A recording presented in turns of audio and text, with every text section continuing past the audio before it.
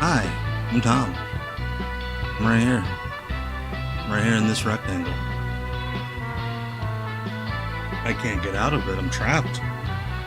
For the next couple of hours, we're gonna watch some weird shit that I found on the internet. I'm doing the intro out of order. This is off the grid. Couple Sundays a month, we gather here on YouTube, Twitch, Twitter, and wherever else you all want to bootleg this thing. You want to put it on X videos? Go do it. I don't care. Shit. Just don't monetize it. Nate, thank you for becoming a member on the YouTube channel. I'll have to add you to the list. The list of YouTube members, the members of my weirdo empire. Let me add you to the list. Nate. There you go, Nate. Move that up a little bit.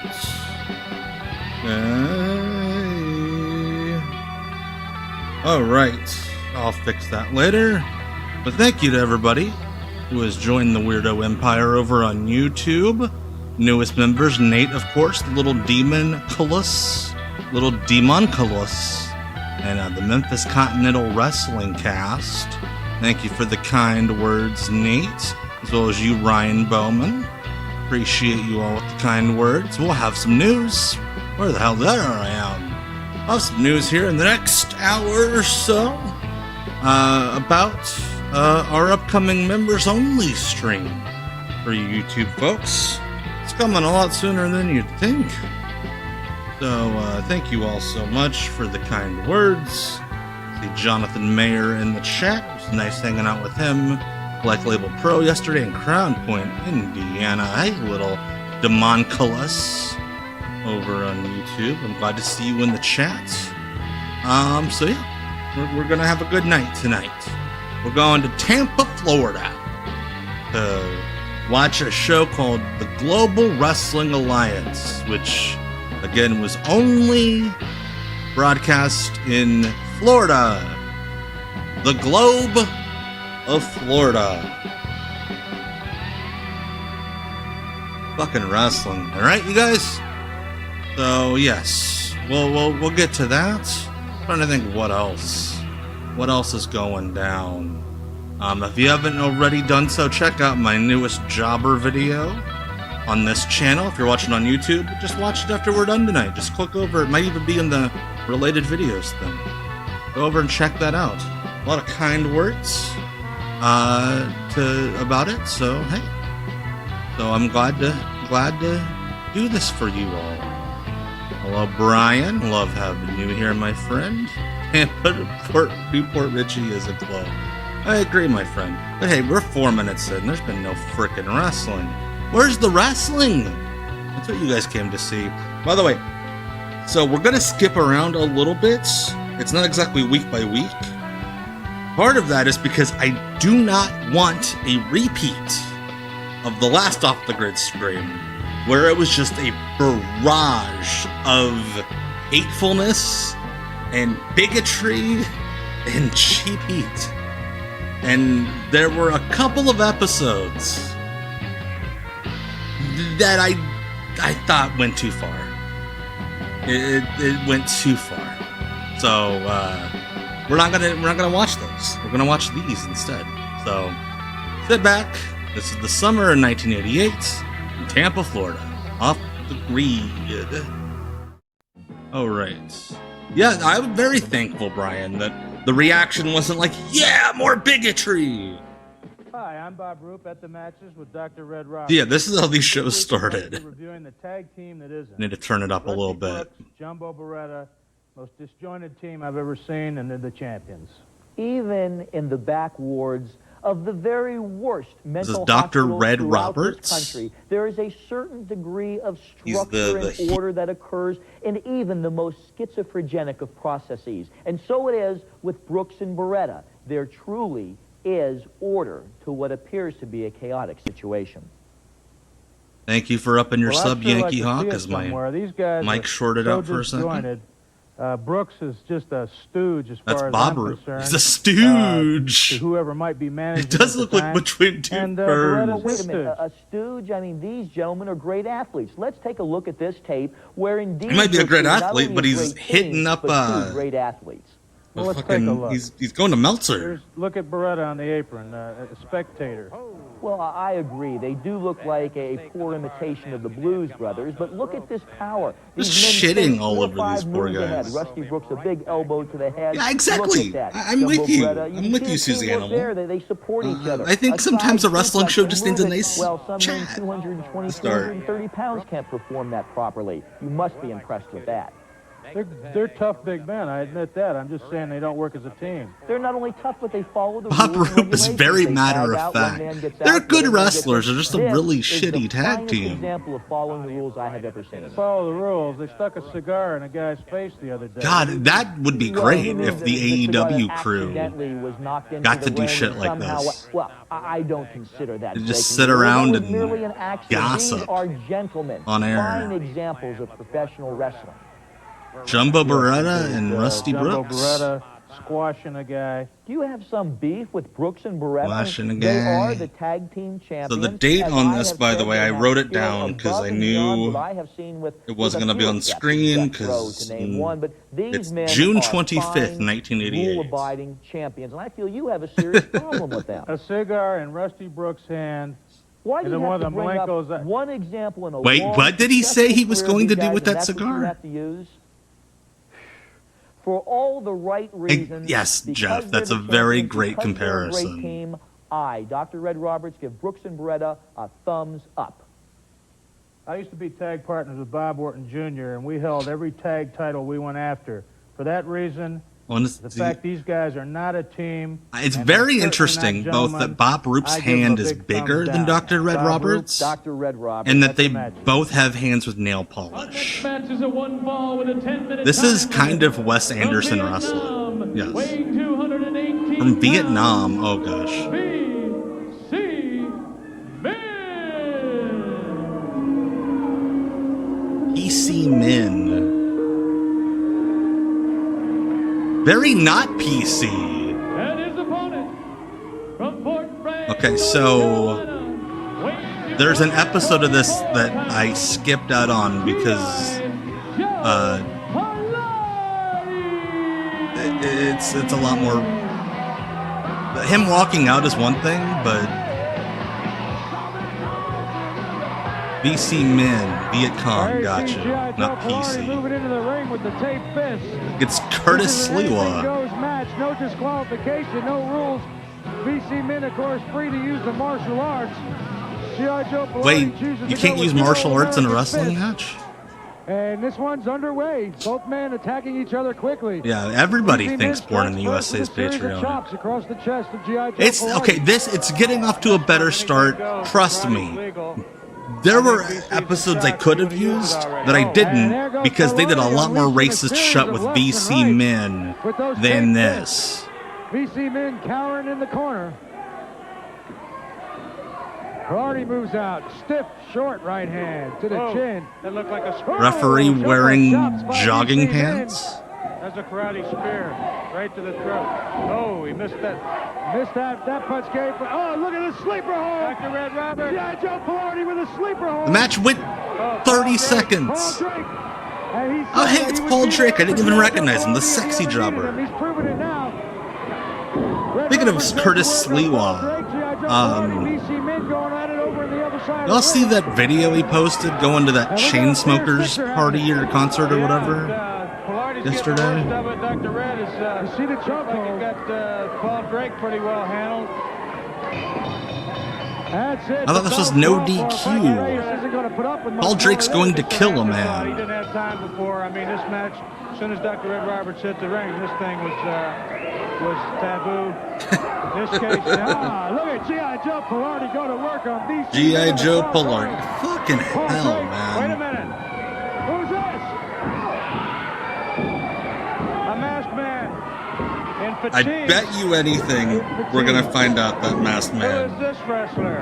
Who the hell is this wrestler? Yes, Physique please, reminds let's me of somebody. yell that out. Who the hell is this wrestler? I have no doubt in my mind that wrestler's going to be a white man under a mask pretending to be Asian. Getting rid of Paul Drake. Gone. Now Joe Pilardi. Dr. Red Robert. The ring is pretty big. It's really high off the ground. Out of hand. This is totally out of hand. This is totally out of hand. Week after week. Okay, I always like when you beat up a guy and then step over him running off. As a backup. Let's go to the replay, Baba. I didn't watch all of it. With the sleeper hold. I skimmed through to see if there was anything so blatantly racist that I needed to pull it. Things pretty much even up right So here. I do not know if that guy is actually super racist. VC Men and G.I. Joe Pilardi are going to Paul Drake just fucking punched Dr. Red in the jaw. Side of the ring, out of nowhere. Is Red Robert supposed to be Russian? That would make sense, but I don't think so. Things are out of control here, Frank. Also, a big fan of the manager beating the shit out of the The bell wrestler. had already rung at that point. There's no question about that. The point is that Dr. Red Roberts again. Bob Roop, horrible human being from everything I've heard. Very funny commentator. What can you say? Not too much. Adam to say about that, Simon. Bob, that's for sure. Except we have a Thank lot you. more action heading your way. So we hope you stay right with us here in the Global Wrestling Alliance. We'll be right back. All of the great poets have written about the Yes, they wore beautiful tuxedos things to that this indie surround show. us, the trees, the birds singing, nature at its very best. And Okay, all so, of the great psychologists, again, as they go into this their is going to look existential bad. Stage and wonder about the And I very will agree essence with you, of it's man. not great. Why then? Why There's a then vignette we on the feel episode most after in touch this, with the or the gestalt episode that before is this, I forget. mankind. But Now, it is all of you people out there so much who worse. Think you're beautiful It is death people row. who sit in your mansions with your credit cards, with the makeup on your face, with your children running around with Pierre Cardin clothes. Yes, you. Yeah, think you Dr. know Red what life Roberts, is all about. Sophie Now, and don't EWR you? would be like, But you're no. using Far them be too it from much. He's all of losing you overness. to appreciate what life really is, the cold, hard realities. Well, of this is life Tampa, has Florida. escaped you for quite some time. For after all, aren't all of you very unhappy with your jobs?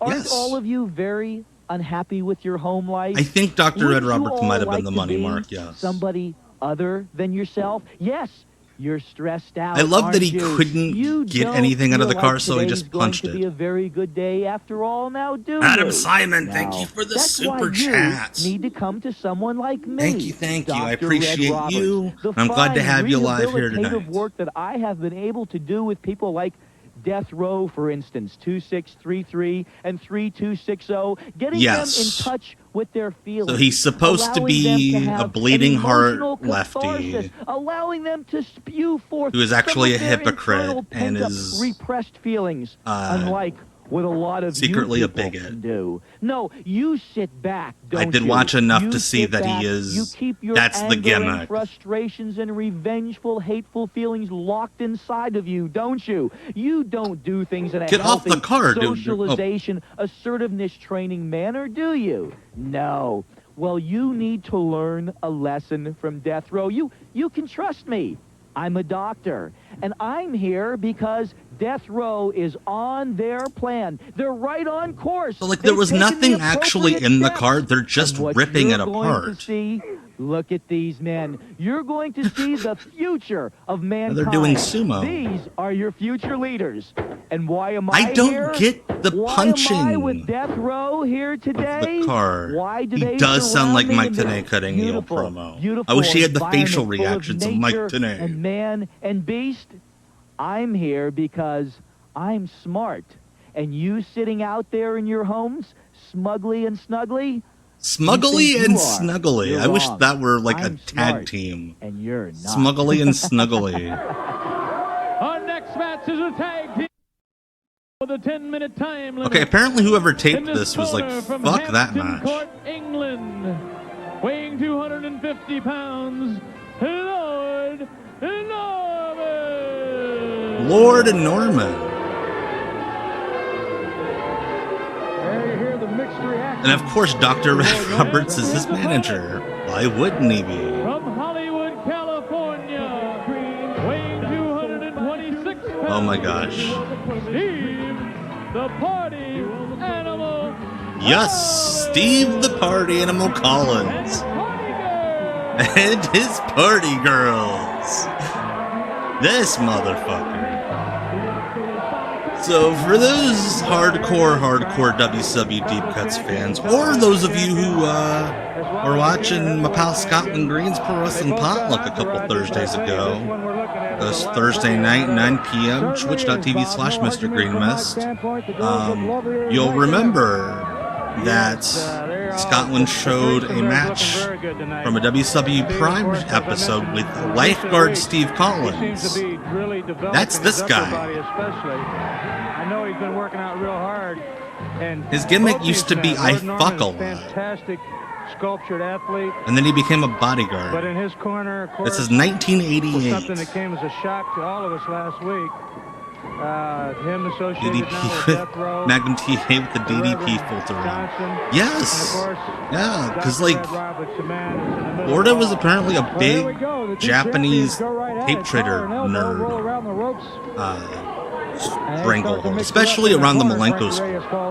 Because like those guys were going to All Japan all the time. And then they would come home. And like the fans that would come to the shows, Dean and Joe would sell All Japan tapes. Yeah, I think the promotion's run by Boris Malenko. This is like his version of Chikara, I guess, to put it away. It's like this is where his students wrestled. But I think Dr. Ed Roberts was like funneling money into this. As you get a look at 1 intense fan on hand. I think one thing that Steve Collins might be aware of the fact that if Death Row actively interferes in this match, they'll be suspended as well as Dr. Ed Roberts. They enter that ring and lay their hands on Steve Collins. So I love that Steve Collins comes out. He's got the ladies. He's clearly a pussy hound. And then he takes off the jacket and he's just the most plain Jane boring wrestler you've ever seen. I fucking love it. And we're going to take a listen to those right now. You know, the party animal's feeling real good today. Lord Norman, I know you're going through a lot of changes, but all in all, everything put aside, you're a great wrestler. I'm looking forward to the challenge. I'll be there, Lord Norman. I'll be there, Lord Norman. Steve, the party animal Collins, one thing for sure, he's there. And he's working well right now. Yes, they would, Ebenezer Prime. A couple of high leapfrogs by Lord Norman. Oh, nice move and counter move. Oh, Steve didn't let that nice shoulder block. And the Lord Norman sends him down to the canvas. Side headlock by Steve, the party animal Collins, who holds on. Yeah, not only are Norman, Smiley, and Death Row like the whole spectrum of wrestling quality, I also kind of think it's... Okay, so Death Row obviously problematic gimmick, but then they also have a black wrestler portraying royalty, and it's prim and proper, and I think that's cool too, that there's more black representation on these shows than just the prisoners, you know? I'm not saying it's great, I'm not, but it's better than a lot of 80s wrestling. You're a champion, and as you can see now, I'm a champion. I intend to beat you because the bottom line, I'm going to gain the respect of all the people. That's all I'm going to say. Well, you heard what Norman hadn't quite figured out the promo part. Also, I love that he's doing like the royalty thing, but he just did that promo in a white t-shirt. Well, there's respect, and there's another word, it's called infamy. And in that sense, everybody's talking about you, and some people mistake that for respect, the fact that your name is on everybody's lips. But the fact that I agree, Jeff Landry. I love those promos. AEW does them sometimes, and I like it. In a very positive way. So I think Lord Norman, he's a young man. I think he perhaps maybe got his priorities confused. Lord Norman goes to stomp on the hands of Steve Collins. And Steve turned a royalty. You popped me there, Wrestling Savant. Yes, Death Row did work for Herb Abrams. Oh my god, if Norman signed during the invasion, oh my god. Yeah, he would have been technique. They're not Something racist, Norman Smiley. wrestlers. They're not. Norman always looked pretty nude when he wasn't wearing the sports mascot gear. Goes for the cover, only manages to count of 2. But both of these men have wrestling technique.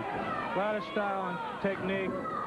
We said they aren't bruised. Look at that. Just being guys that punch and kick. I think this bruise is being raised here, Frank. Certainly is this evening. Lord Norman almost covered for the 3 count. Frankie Reyes only issues 2 before Steve Collins powers out. Norman, I think, started doing CMLL in like 1990. Collins down on his back in the center of the ring. Like, this is like early Norman. He powers out at the count. Early Norman. So Lord Norman starting to shift momentum his way with Steve, the party animal Collins. Yeah, that's what I thought. Yeah.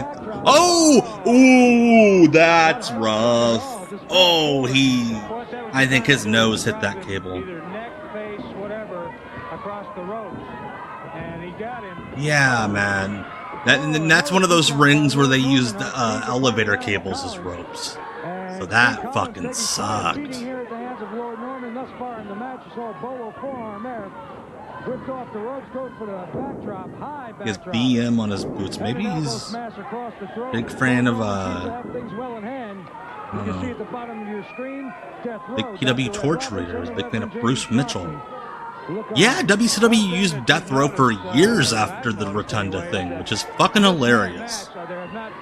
They used him until like 1993. Oh, that's why Norman never did top rope elbows. What do I think about the WWE AAA merger? I'm never going to see AAA again. So. That one went awry. Steve the Party Animal Collins now singing in those lefts. Big fan of black metal. That's the weirdest Irish whip I've seen. Like, just diagonal in the middle of the ring. What do I think about the MVP beef in AEW? I mean, seems like he's an adult about it. And then Speedball put that shit behind him. And Collins gets another 2 count on Lord Norman. What's he going for here? Up abdominal stretch. It looked like he was going for something fancier, and then he's like, shit, I can't do that. Red Roberts is sending Death Row. Death Row. They're menacing. They're going after the party girls. Going after the party girls. Sneak attack. Steve was distracted. That's exactly why those gentlemen were around the ring. That's exactly why he went to the aid of his girls. Referees counting them both men. Lord Norman going to work on Steve, the Party Animal Collins, series of right hands. You get a good view of Brandon Maniac, thank you so much for the sub. Collins reverses it. Lord Norman ends up eating the pole instead. Steve rolls back into the ring. You get a good shot there. What is Dr. Red Roberts doing? The Global Wrestling Alliance television champion back into the ring. Also, thank you for the follow, Dana Holtz, 19 minutes ago, and thank you for using those bits to gigantify an emoji, Suzanimal. Lord Norman's crotch is counted out. Yeah, Dr. Red Roberts is on way too much of this show. Lord Norman, what a match. Lord Norman tried to run Steve Party Animal into the steel ring post. Look at Dr. Red Roberts. Pretty sure Bob Roop forgot Steve Collins' name. And we want to take a look at that. Let's see if we can't get that on a replay, Bob. I do believe that the count was made before he got back into the ring. Here you see Lord Norman deliver Steve Collins' head into the pole. Steve turns that to his advantage. Rolls back in the ring. Now keep in mind, it kind of is, yes, Rudrick, yes. You see Frankie My pleasure. I hope everybody finds a love for the Rose Jerry Bubba Rose. He's great.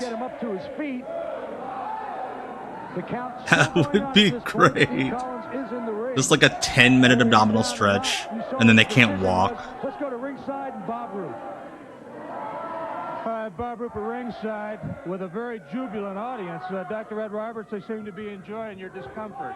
a man chiseled in stone. Will you look at this man, the TV champion for Global Wrestling Alliance? Now, I don't want you to pay attention God, to Norman's those fucking minor jacked. trivial details that occurred right out there. Or you see, this man is a real champion. That belt looks like they spent maybe $100 on it. Have managed to create out of a true gentleman. It's like Robin the Williams. TV champion, just one of the belts that we will bring to the family. Now, I have an interesting little proposition for you, Steve, the party animal Collins. See, you managed to eke your way out here with a much tainted victory, but Much this man tainted still victory. holds the championship belt. And my proposition to you is, next week, here on TV, Lord Norman, the TV title champion, will put his belt on the line with one stipulation. You see, you're a junior heavyweight champion. This man is too heavy and too big to wear that tiny little belt. Much too big. But you see, what we do want... Yeah, you can probably pass for junior heavyweight in 1988. This man will put up his TV title match against 1 week. His match?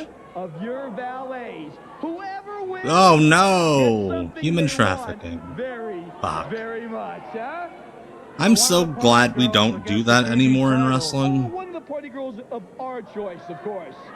If you mind telling me which one it is? Well, I think we'll leave that up to the people as a surprise. For you see, there is no doubt that we... This will be guy victorious. in 2025 would be like Multiple that JD in New York You will see a fucker. victory, and we, Steve, the Hey, party Orion, if you hello. decide to accept, will all Like, he work wouldn't be your in the way. business, he'd be like on YouTube bitching about wrestling. Well, there you have it.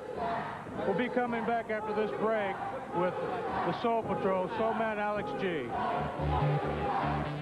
So, okay, Alex G, it's not Pistol Pez Watley, Mr. Pico, that's Norman Smiley. Global Wrestling Alliance action and an exciting first match, Bob. It was a great match. A lot of excitement, a lot of drama. Really. Way to put over the excitement. There was a lot of excitement. A lot of, I don't know. The fact that the tag titles have been returned to Rusty Brooks and Jumbo Beretta, Ox Baker bringing Bob forth Roop's a just film trying to show. remember Well, I'll tell you everyone's what, why don't we take a names. look at it, I think we'll have to do that. and we can talk over it as we go. And this is a film that Dr. Ed Roberts was an actual psychologist. Clearly, in this case, he now, knew this is very something important. because he Look was in the able to get ring. all over This this is Bill show. Malenko. Yeah, He Bob has Roop does not look like he two-tone, likes to be wearing a coats. They're red in the tuxedo. front and dark in the back. And in this case, he's a legal man. You can see that now they're doubling up. At this point, Dean Hey, there's Malenko Dean comes in. Malenko. He's got two-tone tights, but his are red in the back and dark in the front. They're Bob Roop's exactly just reversed. Now, in the he doesn't know who anyone it got is. He's very just confusing, as talking you can about see. what their tights look like. Rusty Brooks, Jumbo Beretta, switching them around. Boom. All four guys in the ring. At this point, It is excitement. frightening Dean how and much Joe better Malenko throw big Rusty the Brooks Malenkos in, are double than the drop other kick. two.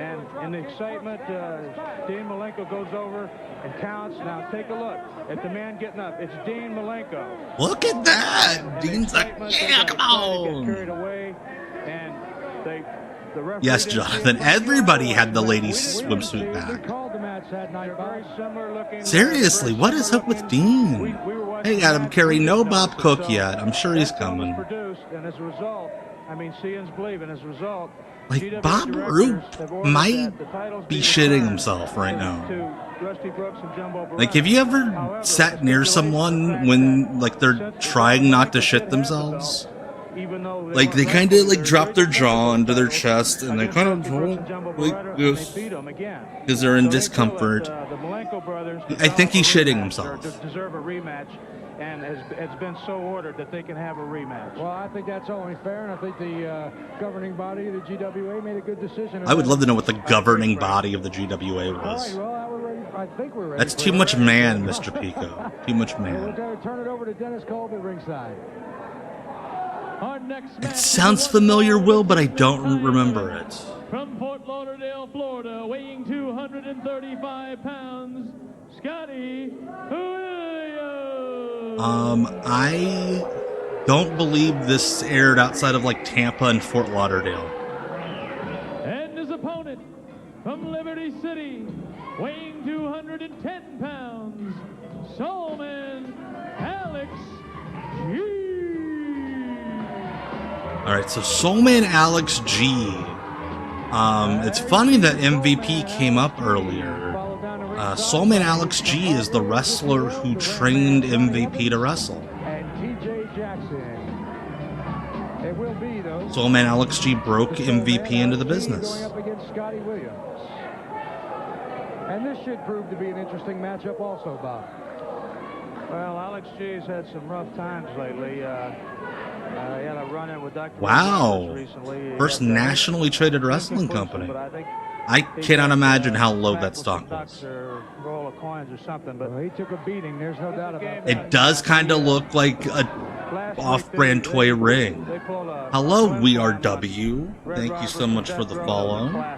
Appreciate it. Alex, We Are in Woo. a sense, was like the rabbit that the dogs were chasing. I and he ran don't to the back know. I door don't think that's and, Iceman. left one of death row here alone, where Ram Man Johnny Evans and TJ Jackson put a real whipping on him. Eventually, it ended up being a 3-on-1 situation.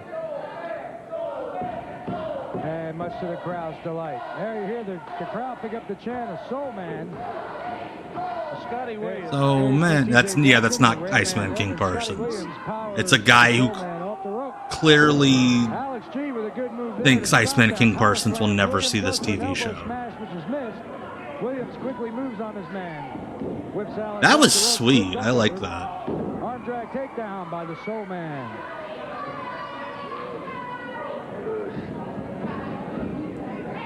The Soul Man Alex G had a few words for Scotty Williams. Oh! We're going to turn it back to our video tape, guys, and run it. Oh, man. That might be legitimately be the best back elbow I've ever seen in wrestling. Holy shit. To hold up the Soul Patrol reputation. And one thing I have to say, I'm going to give 110%. And with you fans behind me, I won't let you down. There you heard the comments of the Soul Man Alex G. And you just see him deliver a tremendous right hand to the side of the Rube face looks of like he Scotty calls Williams. both heroin and weed dope. Oh, bounces his head into the top turnbuckle over the far side of the ring.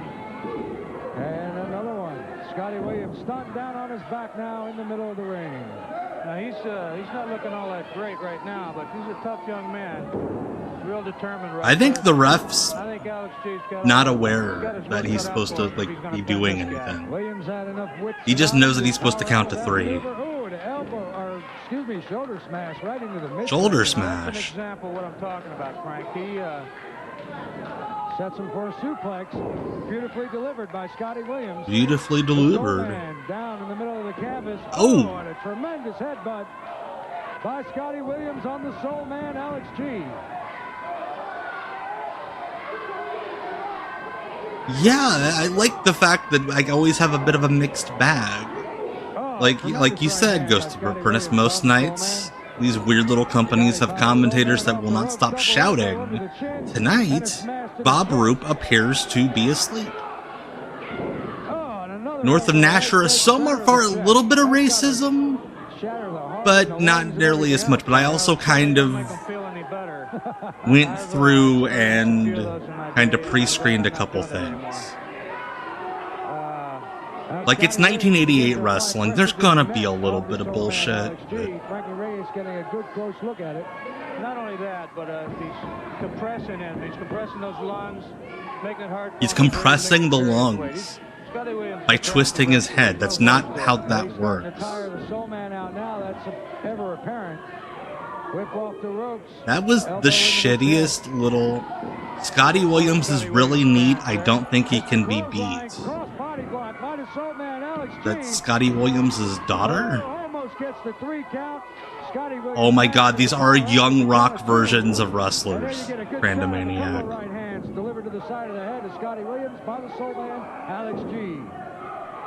Referee is country music legend, parody legend, Ray Stevens.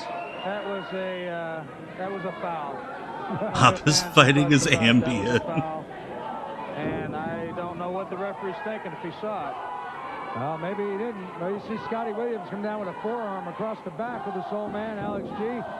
Rams his face down into the canvas. I love that the only sign I've seen, and the only sign that they've highlighted it, is for a heel. Are in evidence here this evening. Ooh, right on his tailbone. High backdrop. Again, he's putting the pressure on him. I don't think this Fed closed in June of '88. I think that's bad info. Because this is June 26th, '88. And we're going to watch 2 episodes from July. So I don't think that's true. Keep his partner in tune, try to get him motivated. Oh, vicious knee into the back. And the Soul Man, Alex G, taking a severe beating here. Oh, okay, that was good. I like that. Just lay down on a guy. How long did Dusty's Florida promotion stay open? You mean the... Oh, dude, seriously. You must fucking suck to wrestle. As he twists the neck. Yeah, Dusty's deal lasted from like... Yeah, from like right after he got fired until like early '91. So like late '88, early '89. That's not going to get him anywhere. He's got to get back to that work. PN News at ringside. No. And referee Frankie Reyes will call for the break as the men get tangled up into the ropes. He has no ring awareness. None at all. That the Soul Man, Alex G, is running out of gas here. Oh! Maybe spoke a little too Scotty Williams is weird because he'll do a really cool thing and then he'll like just hurt his opponent in the next move. And Alex G begins to go to work with a series of right hands to the forehead. Good shot at TJ Jackson right there in the corner. TJ Jackson. Soul Man whips Scotty Williams. Like Soul Man Alex G seems really good. Like a boot to the chest. I want to see him with like the Malenkos. The Fugazi Iceman Parsons is Ram, I believe, aka Ram Man. I think they're like fake Lawler thinks it's like a fight. Scotty Williams trying to throw him out. Ram Man Johnny Evans. Thank you, Derek Tuttle. And this battle Johnny. here in the middle of the ring. As the match is officially ruled a draw. I think there's an indie guy doing that, Orion. There's like a indie guy doing like a GoPro gimmick, but he's got like a mic, a lavalier mic on too. Alex G and Scotty Williams is ruled a draw. Yeah, that felt kind of weird at the end. Here's a replay. What you see, some of the action towards the end like, of the match. Scotty Williams like kind of got mad. Drops out of the way just in time. What the fuck was that finish? Backfiring on Scotty Williams. Scotty Williams finds himself down on the canvas. By the time both men got to their feet, the match had expired. Let's go down to ringside with Bob Roop. Steve, you had a chance. Look at this motherfucker. Holy shit. He'll have Lord Darman put up that TV title against Bob Roop, wake up. With one of your party girls if you lose. Well, you know, Bob, a lot of things went down just now, and I'm just collecting my thoughts. But I heard the challenge, and I've left the party girls in the back, but I've discussed a lot of things with them. I cannot believe the difference of charisma between Steve Collins' mouth and his look. So I beat the man once, and I think I can beat him again. So I'll tell you what, I accept the challenge. One of my party like he sounds like the Beaver. The television championship, and I'll tell you what, Lord Norman, your time's coming, brother, and I'm going to beat you 1, 2, 3. Your time's coming, brother. Thank you, Steve. You heard it. For the title, you heard it. Party girl. We'll be back. Shit, I have to wake up. With G.I. Joe Pilardi. This promotion has 7 wrestlers. Wait, oh, I thought he was ripping the flag. I'm like, what the fuck? Why is the G.I. Joe desecrating the flag? From Canada, with a combined weight of From Canada. pounds, the Lumberjack. Yeah, one of them's shirtless for some reason. With a combined weight of 600. I fucking love the Lumberjacks. The Global Tag Team Champions, Rusty Brooks. You got it, baby. And his partner, Jumbo Beretta. Jumbo Beretta drops his bows. Oh, that was good. Jumbo Beretta up against the Lumberjacks. Oh, this match started. Apparently they didn't wait for the bell. How did G.I. Joe not get sued? Because they weren't watching a Florida indie company. Elbow right across the throat. I guess we'll call him Lumberjack. Yes, we're getting a Rusty Brooks match now. The tag champs who Bob Roop think are a shitty tag team. Porky, the chant of Porky. We heard that all the way over here across the ring. I tell you, I see a new bounce and purpose in Rusty Brooks and Jumbo Beretta. They got those belts back, and I know they're going to do everything. And they're, in a sense, lucky to get them back because they wrestle the guys that. Jumbo Beretta seems lost. Oh, look at this one. Oh, that's it. I can't see anybody getting up after that. And they're not going to. There's the Poor Lumberjacks. Like, they're big, they have a gimmick, and they just got squashed in 30 seconds. Let's see if we take a look at that. Here we have Rusty Brooks. The Lumberjacks were a trainer wrestler and a shirtless drunk guy. Sets him for a suplex. Brooks gets him up.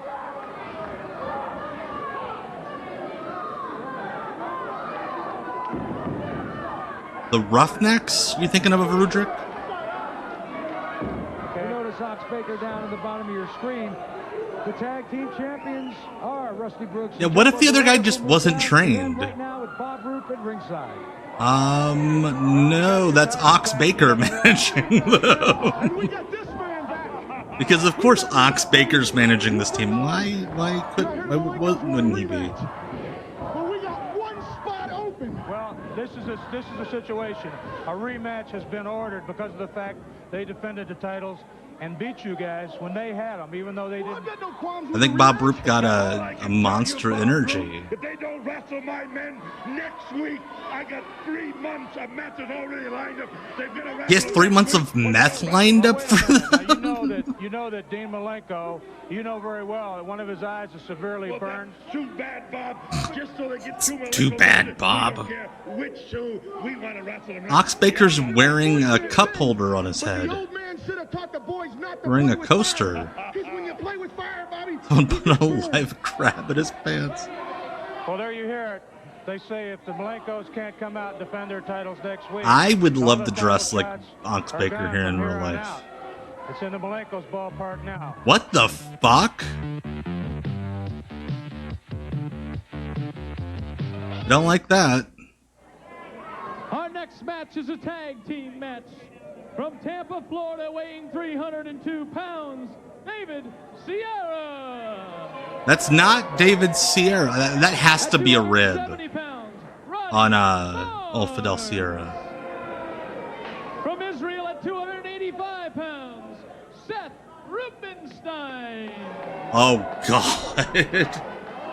Oh, God. I didn't catch that one. From Death Row Prison, with a combined weight of 714 pounds, Death. What is this song they're coming out to?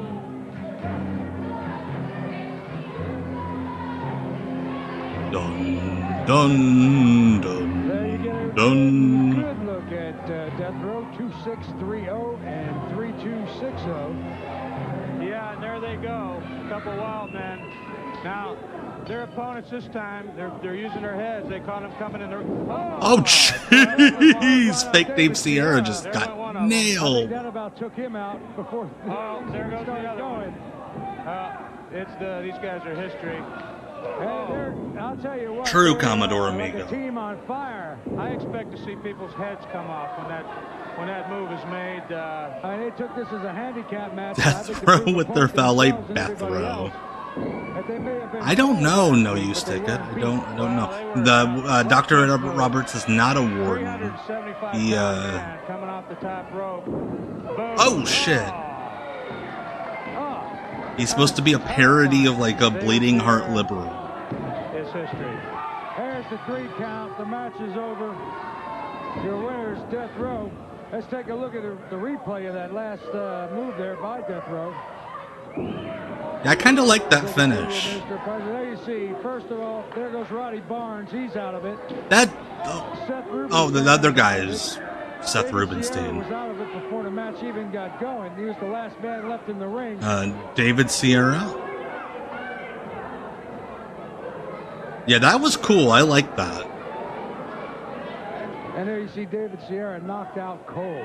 No question about that. I can't believe they named that guy after the fucking Cuban assassin. Well, there you saw it. Death Row again in action. Yeah, there's like 20 people at ringside. Embarrassment of last week. And they're doing the interview at ringside, so the enhancement guys have to like sell in the ring the whole time. They are in Dr. Red Roberts and, may I say, Reverend James Johnson's family. Now, you know, Hey, Brian Turner from Brian Turner's VHS Rehab. Go throw him a sub on his channel. Putting up all sorts of great wrestling and the history of Tennessee and abroad. You are genetically inferior people. I just say no to thugs. Street thugs. Excuse me, Dr. Red, Dr. Red. You know, I've stood here and I've listened to your ethnic slurs week after week upon week. There's a few questions I just want to put to you, and you answer me when you feel you can. Number one, you claim you have gotten Death Row out of prison to teach them rehabilitation, to teach them well. What happened to their money? Was it put to somebody's escrow? Was it in the mail? What did you do with their money? Look at them, doctor. Okay, I kind of like this. That they first came out of jail with. Like, I don't like that the Dr. Red Roberts is saying slurs. It's all in a trust fund. I have it all established. Trust funds. It's under 26333260 and a SWIFT. That is Norman Smiley, These yes. gentlemen have not seen one dime of their money entitled to them at all whatsoever. Wait. They have to put up with your slurs, with your racism every week. I got you guys out of jail. I see it's a little power play here by you, Elmer Gantry, generic reverend. Now, we're going to get a little example of what true power is. You guys have to make a choice, Death Row. I got you out of jail. I rehabilitated you. Who you going with? Who's it going to be? Me or Reverend James Johnson? Make your decision. Like for 1988 pro wrestling, this is fucking progressive. That is the way it's going to be. That is the way it's going to be. This is the schism. This is the split. This is the schism. This is where you want it? Fine. I'll take my team. You keep your team. This is goodbye. Looks like we have a family feud here. We'll be right back. So in 1988, we have a heel white savior character. In this corner from Pittsburgh. All right, that was the end of that episode, by the way. This is the second episode. Yeah, he's like, here you have it. And his partner from Pompano, weighing 235 pounds, Double O, Matt Otto. Double O Matt Otto. I love that name. And their opponents. Yeah, exactly, Refs' Wizards. The racist is the heel. 52 pounds, Joe and Oh my god, Dean Malenko with an eye patch looks so badass. Well, there you have the introductions to the opening match here on Joe DeFuria was an enhancement guy for a long time. The Double O Matt Otto against Joe and Dean Malenko. And Joe Malenko sporting that patch. Dean Malenko rather, sporting that patch. Oh my god, they're the fucking owner's sons. Yeah, he was still Double O, Joe Otto. God, it is frightening how much better Dean Malenko is than everybody. Burn his heel, Frank. Oh, look at this. Oh, That was cool. I like that. by the Malenko brothers. Talk about teamwork. Joe DeFuria thought he'd get involved. That obviously was a mistake. That's Joe Malenko working on the Double O Matt Otto. Joe Malenko with a random... Something fucking happened there. Who knows? On hand here at the arena today. You know, I see something. Oh, Joe DeFuria just hit with a thump. Like, Dean Malenko looks cool with an eye patch. I I see the Malenko boys. These guys, I told you. Joe was fine. He's just like Dean. Very colorless, but very technically skilled, very smooth. There's certainly an arrogant air about them today. Yeah, that ring is very big. It's not just wide, it's tall. They're fairly scientific. They're proud of showing off their moves and their tag team. Now, Matt Otto going after an eye. I think with the Malenkos now, attacking the eyes is going to get a lot stronger. Come on, Joe Otto, double O, Joe Otto.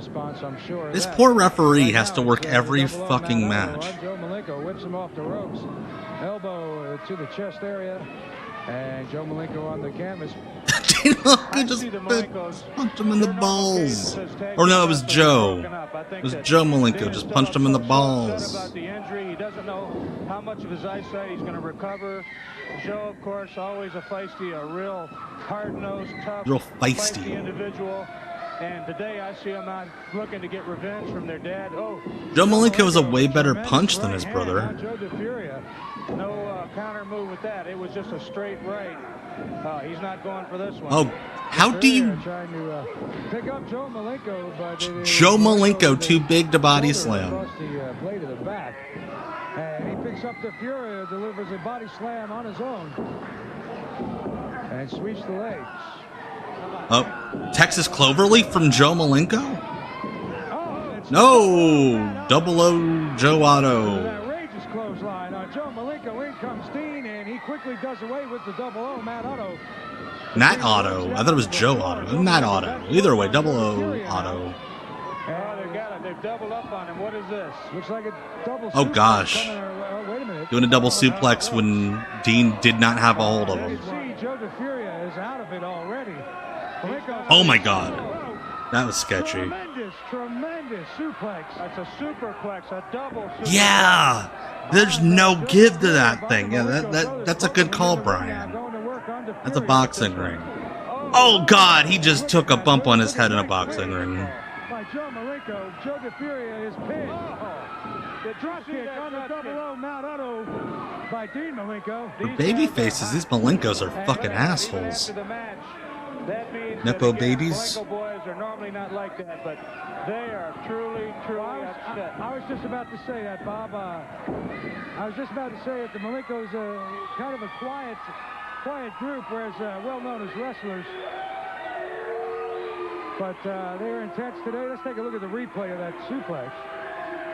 And you see both Malenko boys now up on the second rope with Joey DeFuria. Boom, powers him heavily down on the canvas. As Bob had mentioned, that's a super suplex. And I'm sure that took the wind out of Joe DeFuria as if it hadn't, as if he wasn't winded already after a tremendous beating that he had taken. I do believe that the Malenko brothers are down at ringside with Bob Roop as you get a good look at the suplex and a nice bridge by Joe Malenko, and that enables him to... There was a lot happening. Now let's go down to Bob Roop and the Malenkos at ringside. I'm here at ringside with Joe Malenko has a paper of some kind. Is more like it, Bob. Wow! Piece of paper that says we won Jumbo Beretta and Joe Malenko's got a potty mouth. We've never in our lives been so serious about any two men. They're ours. Dean Malenko. I don't think I'm even a little pissed off. Jeez, dude. You're like the promoter's son. You shouldn't be saying those words. Yeah, it is. Brooks, I want you to listen. No, excuse me, Porky. I want you to listen. I want you to listen real closely to Where'd this guy come from? You've got a little bit too far. First myself, and then my father. It's just a matter of time. There's some sass in his voice. My eye, and I'll be 100%. I've already took the first step to get you, Fatso.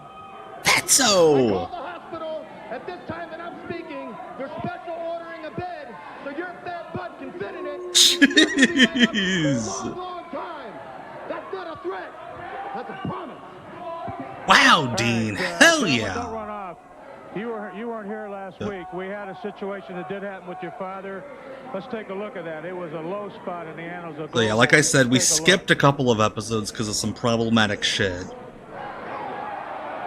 So yeah, that's Boris Malenko. At this point, gentlemen, Dean and Joe's dad. Grandparents, and Your father came out here. He got an award, but it was actually a setup. And Rusty Brooks and Jumbo Beretta, I think, trying to get back from that. Look at those fans in the front row. The week before, where you guys chased them off the set. They got your dad alone, and you can see what they're doing here. Those fans at ringside are dancing. I know that he's extremely. I mean, they left him laying. Bob, just showing us that this is an insult injury. I realize it's not you, but we're mad enough. We don't need to see what happened. We know what happened. If Rusty and Jumbo think for 1 minute, because we're outside of the bounds of the United States in a boat somewhere, that we don't know what's going on with our own family. And oh, they were on a tour. I'm like, Florida's not outside of the United States. Brooks, I'd like to finish with one thing. Remember this, Fatso. In the land of the blind, one eye is king. All right, what Joe Malenko just said was very, very true. And let me ask you this. Professor asked for that to be shown, Professor Malenko. Their dad wanted them to see him get his ass kicked. Oh, Dr. Red Roberts is going to wrestle now. Of course. Paul Drake, hey, sexy jobber Paul Drake. From New York, New York, weighing 235 pounds, Dr. God, this fucking guy. Yeah, Sophie from EWR is like, fuck it, I quit.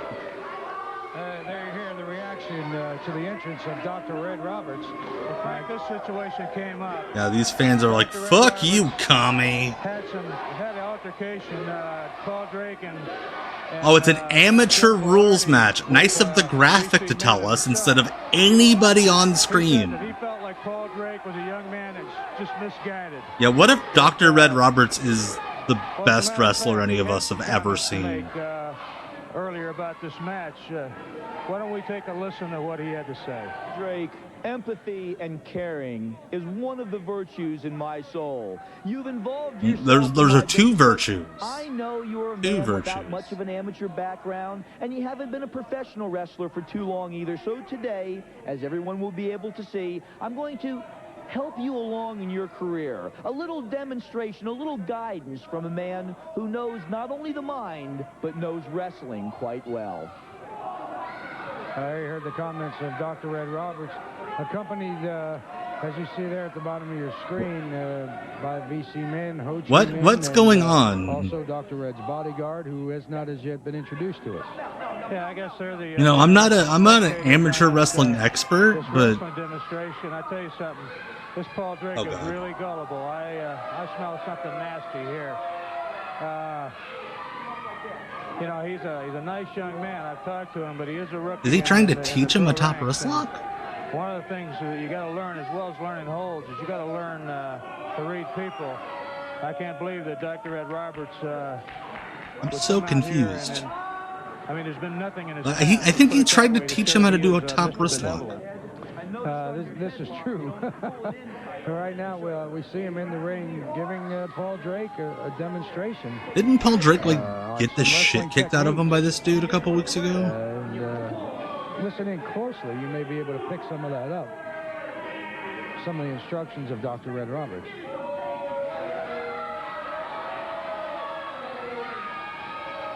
I'm very tense now. Boring. Wow. I mean, if this is actually going to continue on this path, it's too good to be. Referee Baba Booey. Well, I'm not sure what this is about. I think it's a setup of some kind. Ooh. He showed him how to do that. He tapped out. Looked like that one worked. There are now 3 Vietnamese wrestlers at ringside. There was just one racist stereotype of a Vietnamese wrestler before. And not let him out or embarrass him or something. You bend them like this right here, okay? Like this here. Yeah, you bend them back. Cheeseburger Cats, thank you for the follow. Hear him giving his it's Paul Drake. With a hip toss on. You're here just in time to watch a very confusing match with us. I think they were bored when this first started, but I have no idea what's going on here. Dr. Red is giving lessons maybe, but it seems like he's getting a few too. Okay. Like, these two were beating each other up on the last episode. That was just 2 weeks before this. And is Drake applying the pressure? Well, Dr. Red's trying to get out, but he's not having much luck. I don't know. I think this demonstration is putting a little egg on his face. Well, he certainly got the worst end of that hip toss just a few moments ago. What's he saying? Oh, I can't believe he said that. Oh, Paul Drake fires a slap to the face on Red Roberts. There we go. Beat his ass. Here comes the whole VC crowd, all except Dr. Red's bodyguard. What we have is VC men and Ho Chi Minh. Is Red Roberts a fetishist? Maybe. On Paul Drake. Well, Paul Drake is a man without a country in this case. He's an out-of-towner, and he doesn't. He's an out-of-towner. And he is in a world of trouble. All three men now go to work on Paul Drake. I told you that he coming out here with Dr. Red Roberts. He's extremely gullible. Yeah, everybody said he looks like. Yeah, he does look like Robin Williams. Where he looks like Jim Duggan before the gas. Paul Schneider energy. Disposes of him face first into the canvas. And I still, Bob, don't understand the meaning or the reason for any of this that has happened here. I'm with you. Well, Frank. I'm with you, Bob Root. I'll tell you, Dr. Red Roberts is... He just went by and said that Paul Drake should have listened to him. You get a good shot there, Paul Drake, and he's been brutalized. I think the cameraman put down his camera and is now a doctor. We're going to take a look at a replay. Here you see Paul Drake choking Red Roberts in the back corner. In came VC Minh and Ho Chi Minh. Oh, and they begin to go to work on the back of Paul Drake. Of course, that's his. And Dr. Red Roberts able to slide out of the way to recoup, while Ho Chi Minh delivers a series of chops on Paul Drake to the midsection as he's being held by VC Minh. And well, you can see that he is still like a doctor does, just kind of gently rub you. Still down and out. He made a serious mistake. Under the attention of Dr. Cliff Shapiro at the moment. He made a serious mistake coming out here without backup. He's a nice Maybe he man, doesn't have friends, Bob well. Roop. In this case, maybe he doesn't have friends. It's a rookie mistake, and he said he's a he's rookie. willing to take his punishment to learn the trade, but today he got a bucket full. Let's put it that way. He had more than he bargained for. You know that that's Bob for sure. wants to be home right now. Wouldn't make that so kind of bad. mistake again while here in the Global Wrestling Alliance. Recently, Professor Malenko came out of retirement. He's missing Mama's family for this show. Oh, here we go. Fireside chat. Hi, I'm Bob Roop at the matches with Dr. Red Roberts. Today our subject is Professor Boris Malenko. Dr. Red, 19 years ago when I embarked into professional wrestling, Professor Malenko was really on the way to becoming the legend he is today. Some of his feuds with the late Eddie Graham, Johnny Valentine, Wahoo McDaniel were really mat classics. I know you this is Bob Roop amped up. Yes, Robert, I can remember my grandfather when I was a child of maybe 2 or 3 years old, gently sending me off to sleep. He remembers his grandfather when he was 2 years old. Great Malenko and what the Bob fuck? Roop and many of the others that you've mentioned. You look a lot older than you are, obviously. Recently, the professor had an opportunity to go back in the ring. He had to fulfill an obligation one of his injured sons couldn't fulfill. Oh, so let's take a look at the first time the professor stepped back in the ring at some time. Well, as we can see here, what the professor has been doing in his time off is enjoying the Florida sun. Here he's trying to knock okay, that was funny. Jumbo Beretta, and as we see, Professor Malenko has kept himself in very good shape throughout the years. Well, you can say throwing punches like Popeye. He's still got what it took to make him a great pro that he is. You can see he's got the tag team champions. Did he just poke that man in the eyes and then bite him on the nose? Hey, the professor was a ripper in his career. He was a ripper. He farted a lot. These type of tactics? He was known for farting all over the ring. More esoteric moves than that, but Professor was a ripper in his career. I mean, he was vicious and he shit himself everywhere. He was a proven performer. He was an exciting man to watch. Now, later on in this same match, Professor came in and under different situations. Let's take a look at that one. You know, this hero worship on your part is a sad thing, Luke. Here he It's a comes sad in. thing. Look at the joy and the glee on his face. Joy, the man looks like a question mark in action. He is ready for action here. He's got this 300-pound jumbo Beretta, boom, right on it. Why does he... Look at this kick. Boris Malenko, like, as a Right on retiree, the chin. He's knocking wrestles this like a man child. out. Got him now in a position to subdue him and goes for that famous Russian sickle. Oh, many a man has been bested by the Russian sickle. You know, many wrestlers today... Hey, Adam, thank you for the super chat. Why is he wearing his best animal shirt? I tell you, it's really been great to see the professor back Bob in Roop action. fashion plate. And he shows that, you know, they say you can't teach an old dog new tricks, but I talked to the professor afterwards. But I He was teach really, my really dog pleased tricks about all his the time, and performance. he's old So as it was a shit. little slower than he was used to. Anyway, for the professor, I'm giving him a big thumbs up. I must agree. Nice to see him back. Bob Roop, Dr. Red Roberts. at the matches. What? I love that the promoter, the heel's like, yeah, he did fucking great.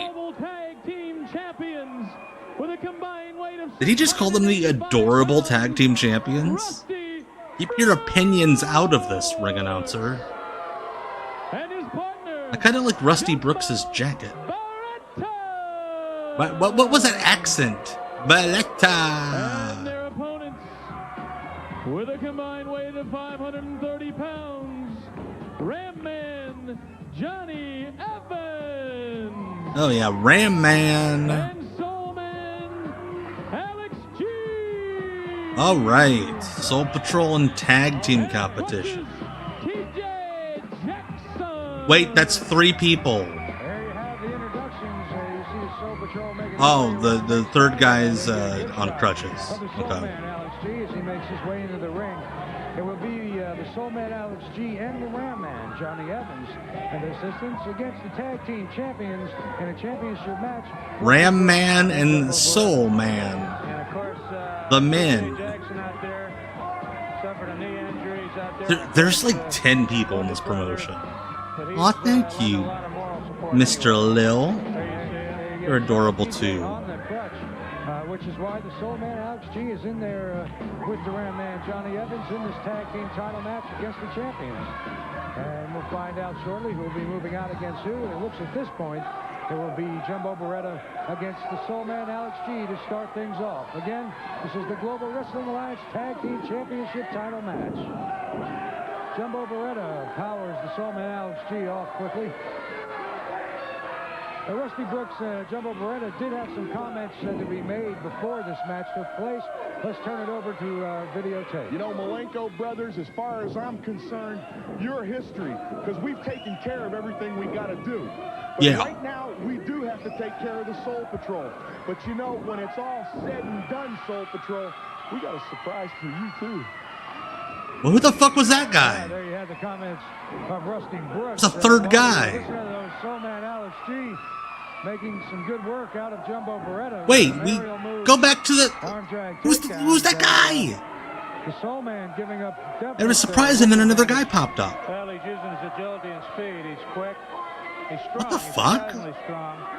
Yeah, he ran Jumbo Beretta from one side to the other and maneuvered him real well.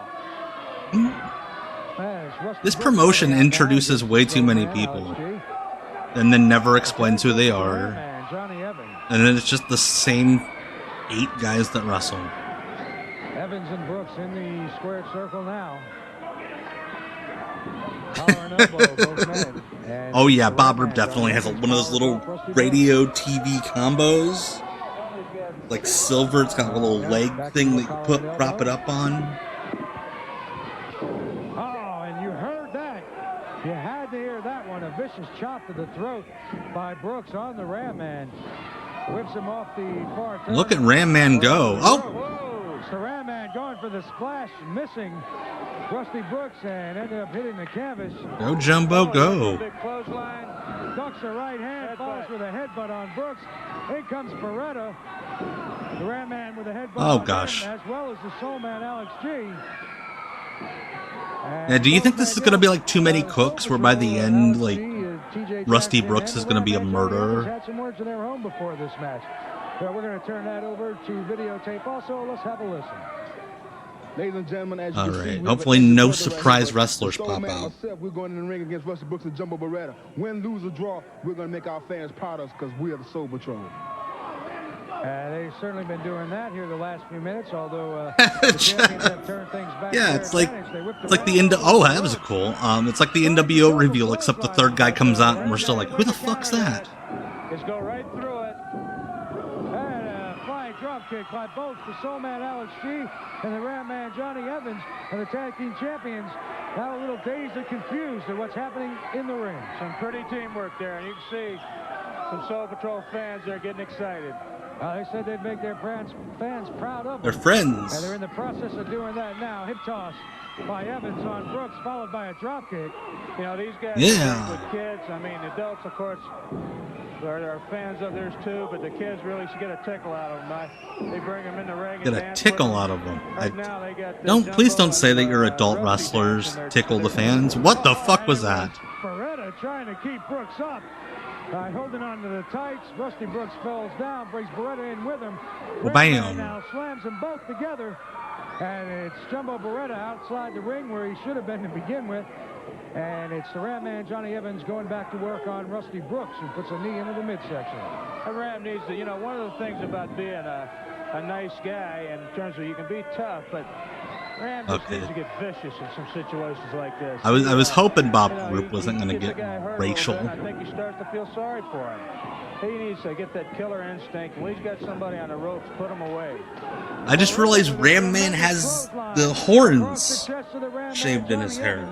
Whips himself off the rope. Smart comes fella. down the leg across the throat, and he starts working on the wind of Johnny Evans, who's able to power out after a count of 2. Jumbo Beretta has things well in hand at the moment. Ooh. Solo forearm now on Johnny Evans. Sends him into the corner. There you see Brooks with the cheap shot. And the Soul Man, Alex G, comes in. Well, technically, I mean, you got a 5-second count. So all the referee can do is one. We've had a ram and an If ox he on had this broken 5 show. seconds, technically, you could disqualify him, but Like, the rules really get stretched sometimes, and that was one of them. Well, the abdominal stretch Noah's Ark. now being applied to the Ram Man Johnny Evans by Jumbo Beretta. Getting some help from his partner Rusty Brooks as he adds additional leverage to that hold, and that's got to be punishing the rib area of the Ram Man Johnny Evans. There's a shot of TJ Jackson not liking what's going on outside the ring, but the tag champions. God, I love when wrestling fans get mad at a wrestler for grabbing his partner's hand on an abdominal stretch. That's the good shit. And a punishing move to the back. The forearm to the back of the Ram Man Johnny Evans. And he'll tag up with Jumbo Beretta. Beretta moves in now. He'll whip Johnny Evans off the ropes for a better. Ooh, that was almost sketchy. Well, that rocked the ring. They didn't get him, but what they're doing is they're working on his back. He was injured a few weeks ago by Death Row. They got his ribs banged up real good, and these guys are Rams fighting back now, but you can see they've got him worn down. It's Brooks going to work now on the Ram Man Johnny Evans, who's been in there for a long time. Bob Roop backwards is poor Bob. And he makes the tag with his partner, Rusty Brooks. Well, that's a submission hold, and it also, whether you make a man or not, it takes a lot out of him. He's carrying your weight. He's being stretched. He can't breathe. It's psychologically, it's got everything in the world working for the man administering it. Ram needs to get out of there. Oh, whoa! Ram Man loves to do the leapfrog. He's like, people will be impressed if I can jump over another man. I will do it multiple times every match. Just spams the leapfrog. Outside the ring and onto the concrete floor. And referee Frankie Reyes now begins to administer the count. And Johnny Evans back up on his feet. Takes a boot into the face by Rusty Brooks, and back down on the floor goes the Ram Man Johnny Evans. Those are some little ring steps for how high up that ring is. And he will toss Evans back into the ring. Yeah, that's a smart move. Get him back in the ring and beat him. Don't let him be counted out. That's a cheap win. Well, not only That's a cheap win. How dare you? Enough to count him Go out, for a but they count might out. weaken him enough to In front of Bob Roop. get the 3 count. There they go to work again on the back of the Ram Man, Johnny Evans, who desperately needs to tag up with his partner at this point. Bob probably should have done it long ago. Rusty Brooks moving around the ring. Where is he going? He's making a move. Maybe he's getting a down water. corner. Oh, wait a minute. Uh-oh, what's Tom Nash. There's things happening. Nash is from over the other there, right corner. there you see T.J. Jackson and Brooks. Wait, why did... Values, Oh, there's a third. Okay, that's the third guy. Coming back in the ring. Who the fuck's that guy? It's the Ram Man, Johnny Evans. Is that fake David Sierra? Jumbo Beretta, but here comes Brooks with the crutch from T.J. Jackson. Hey, it's a right square. Is that across Eric the back. The Embry? Ram Man goes down. Frankie Reyes turns around. Beretta's on top, gets the cover. And the 3 count. Well, you know, Frank, they said in that interview we saw earlier, they had a surprise. And that's what that was. That was Tom the Punisher Nash. That obviously was planned out. Rusty Brooks. Oh, Tom Nash, one of the Blackhearts. Ram Man Tom Nash came from the other side. Came from With the other side. old Dave Gangrel Alex Heath. G off the apron. T.J. Jackson came around. I don't know if they anticipated that crutch being there, but all Rusty needed to do is to be able to get in the ring. Let's take a look at the replay, Frank. I sure like to do that, Bob. And here you see it. There's Brooks with the big crack on the back of the Ram Man. Had reversed the hold here and was in position to, to go ahead and even win the match. Yeah, let's find out what Dr. Red Roberts thought of that match. He wasn't in this segment. If the referee doesn't catch it, there's nothing he can do about it. I mean, and let's face it, even if this match was reversed later, there's not anything we could do about it. Where you see Jumbo Beretta moving in for the pinfall and the count of 3. Again, the winner of your match, Jumbo Beretta and Rusty Brooks, the Global Wrestling Alliance Tag Team Champions. Let's turn it over to Bob Roop down at ringside. Yeah, Bob Roop. Is he awake? You said you had a plan. Again, pal. You said you had a plan, and obviously you did. Well, maybe that just goes to show you that I got a lot more up here than you people give me credit for. No, you don't. You're bald. We just beat them well. So now who's going to wrestle us? No one is going to be in here with us anymore. That's right. We got rid of them, and we got rid of the Malenkos. What's next, Death Row? You're saying that there's nobody around. Probably. They're the only other team. Anybody that's got the guts to get in the ring with the Global Tag Team Champions. And then there's nobody you're afraid of, or there's no match that you refuse. I'm not afraid of any man on this earth because we've got this. Bob Roop's like, what about me? As you saw, I got an ace up my sleeve when it counts. All right, then you would accept any challenge. It's halfway between Dauber and the dead. All right, Just hang the on a dead second. of us. Let's take a look at a recent match. In fact, a challenge coming up. Listen to this on the monitor, Mr. Brooks. Listen to this. I retired from wrestling a few years back. I retired on top. I retired as a winner. Rusty Brooks and your crew did something to me that I'm not too fond of talking about. But it They doesn't look gave like me I'm a too good chair. I would like to issue a challenge to you, big boy, and I would hope that Yes, somewhere, everybody's somehow, you'll fucking take me up on sleepy. it.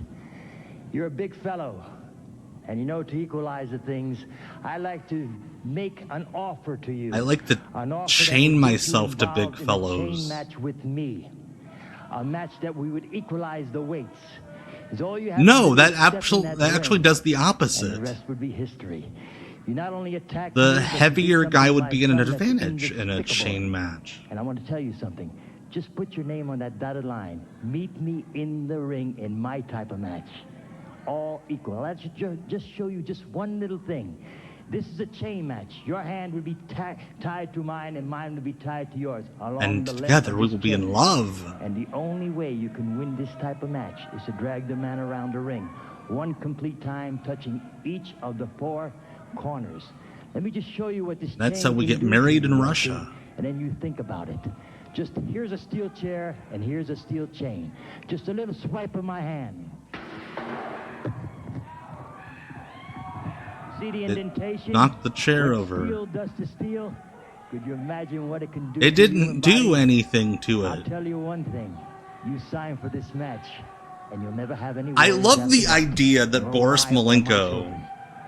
There's thought the challenge. Here's the contract. that Rusty Brooks didn't know what a chain was. That he had lived 40 years Oh, wait a minute. You and said had never seen a chain before. I said I would wrestle anybody. That's right. What is that thing? You're not going to wrap a chain anybody, any kind of match. Professor Malenko, his two boys gave me this contract. His name's on it. Wait, all you got to do is sign it. his two boys, oh, the sons. Hey, is that what you're doing? You're backing down. Are you trying to goad me into something? Are you just saying that? I've got to look this over, pal, because I always read the fine print. And just let me look. Wow, Red Roberts became a millionaire as a court psychologist. Sign it. Look at him. All right, the challenge from the professor. We'll have to see if it's answered. We'll be coming back with some more action, some real special with Death Row. Stay tuned. Death Row next. Hopefully they do their move. Yes. Again, we're going to see every wrestler in this promotion. Fucking love the funeral march, baby.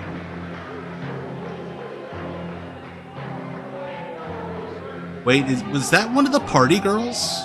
Her contract was up today, and I'm surprised to see her still with this group. This is Death Row 3260.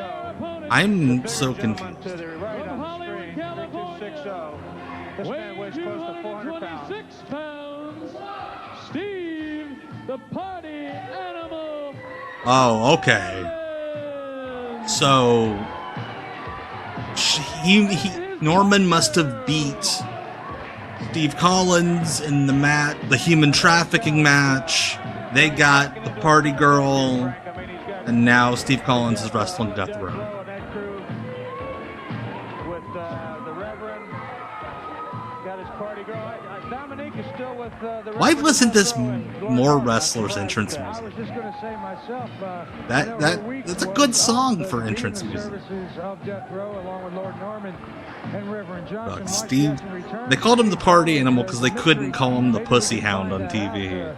Before we get out of the program today, at any rate, side note to that. Brandon Maniga, I like both of those. I think they're both great. 3260 will take on Steve the Party Animal Collins. Exactly, Brian. They don't know. Well, it's got to be. Maybe it's because Jim Cornette wasn't booked in this promotion. The man on our, well, Frankie Reyes, referee, instructing them now that only one of them will be allowed to partake in this match. Reverend Johnson backs him out. I think some attempts at intimidation there. I don't think they're going to rattle Steve. I mean, he's got to be aware of him being out there. But all right, this is the first time we've seen this big Whoa, this big Powers. Steve the Party Animal Collins back into the turnbuckle. So the split between Death Row and Reverend or Dr. Red Rogers and the Reverend and all them, there wasn't like a babyface turn. They all just stayed heels, went separate, and it was just the Reverend going, "Hey, you're a fucking racist.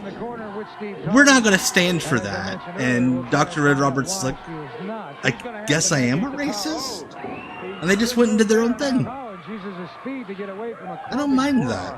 This guy outweighs him by over 100 pounds, this 3260. Yeah, Lord Norman.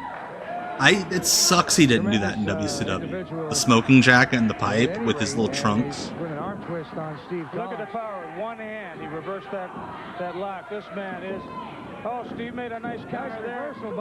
He takes a shoulder block. Oh, he just got trampled. Oh, again. Another shoulder block. Oh, drop toe hold. That Row can fucking move. All right, now he's got him off his feet. If he puts Big his old weight dude on to be him, doing that bring shit. that pressure to bear. The party girl cheering him on.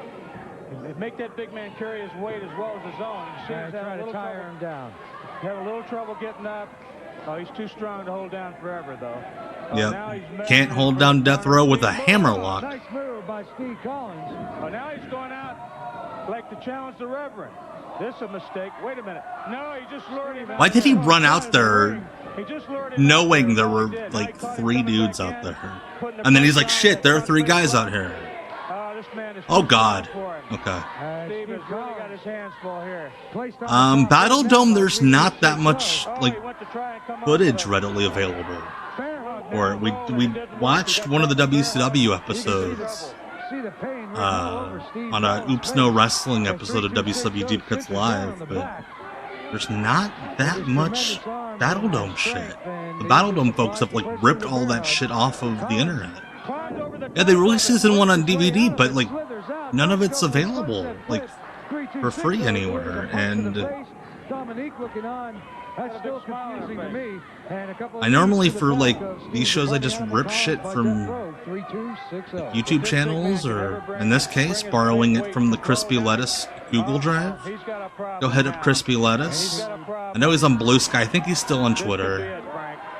It's best few bucks you can spend. Wait a minute, Steve. Steve reaching up. He's biting him. Look at that. He bit that finger. He's still holding him. Oh, what a move. Nice. I like that. Takedown by Steve Collins.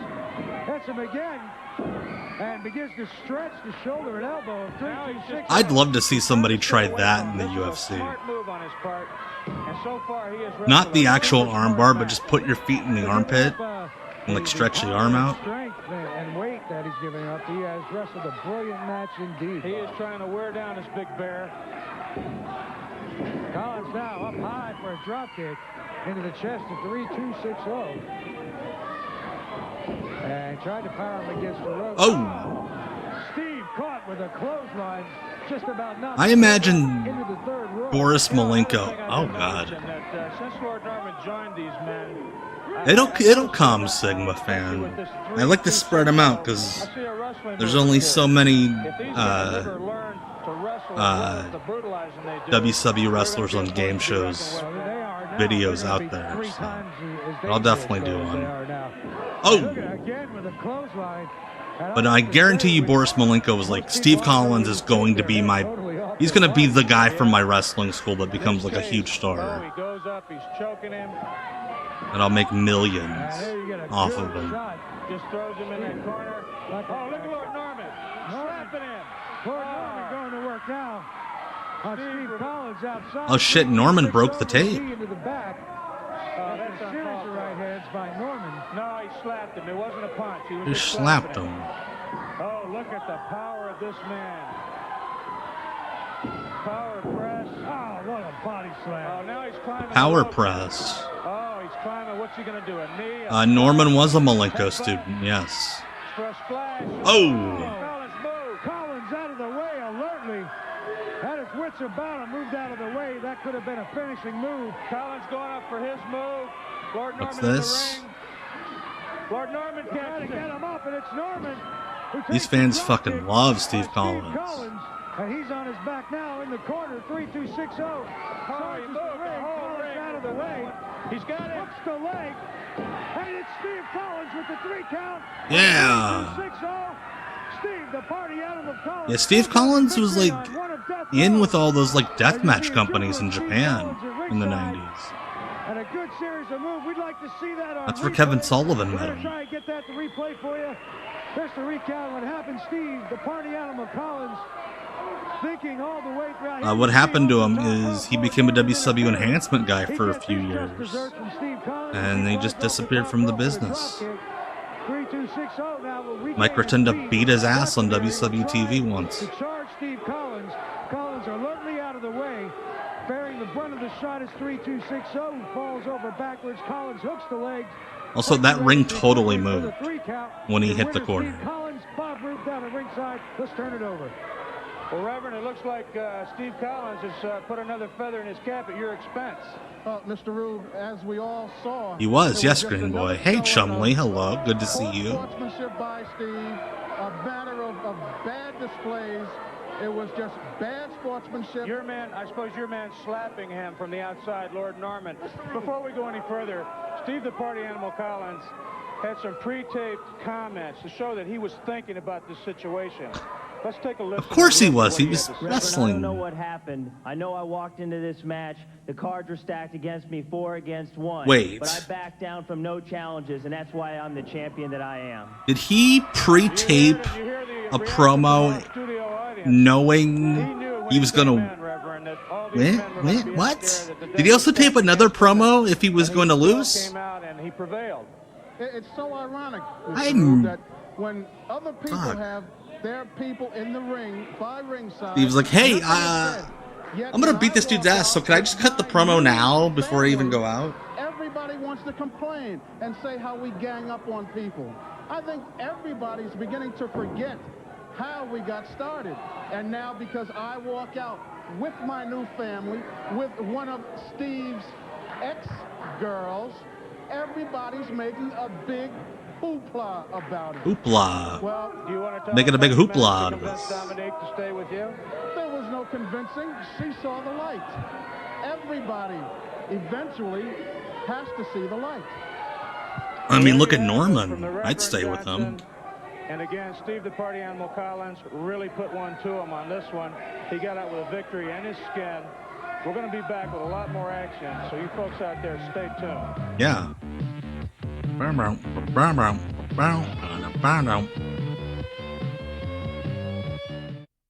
Up next, Norman's going to smoke. Time limit. From Miramar, Florida, weighing 250 pounds, Gil Canatella. Wait, did Gil not know? 2633 and Lord Norman against Gil Canatella. Roddy Barnes not even allowing the Roddy Barnes didn't know which one was his name? They both went. When you look so much like your partner that you both just. But the action of these men belie that. You're like, yeah, we're the same guy. He's obviously been given instructions to come out here and clobber somebody. Oh, I like that. That was cool. That was cool. 2633 with that power slam on Gil Canatella. Oh my God, Norman's elbow sucked. And there's the 3 count. What was the point of that? Hitting Gil Canatella along with Death Row 2633. I wonder if we could get a replay of that final move there. I'd like to see a Death replay. Row, in all their various versions, has sweet ass moves. Obviously, while we were on break, he said something to these men. Here we go Here's again. the replay. You see Lord Norman adding some momentum to the power slam of Death Row 2633 on Gil Canatella. Gil Norman Canatella. will take a position up on the Gil Canatella 1, Gil ropes. Canatella There you see 2. Lord Norman up on the second rope on the other side of the ring. He comes down with that crushing elbow across the chest. And Oh, my covers with goodness. a pin. A count of 1, 2, 3, and that's the end of the match. Well, we're going to be back in just a minute to close up. No, you won't, because that was the end of the episode. All right, so here's what we'll be watching before the third episode. We got about 40 minutes left in the stream. Here's what we'll be watching Tuesday as Bob Roop Stares Into Your Soul. Tuesday, 9 p.m. Eastern on Twitch for WCW Deep Cuts Live. You will go back to Argentina, hook or by crook. And if you think you're just touching his hair, you got another thing coming, brother.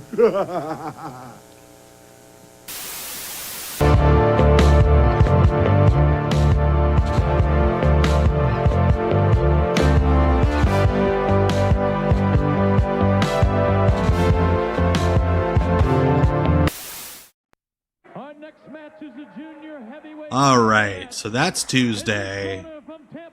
But we're back for one more episode. Scotty Williams, who might turn this into a shoot against Joe Malenko. That was the one-man gang, yes.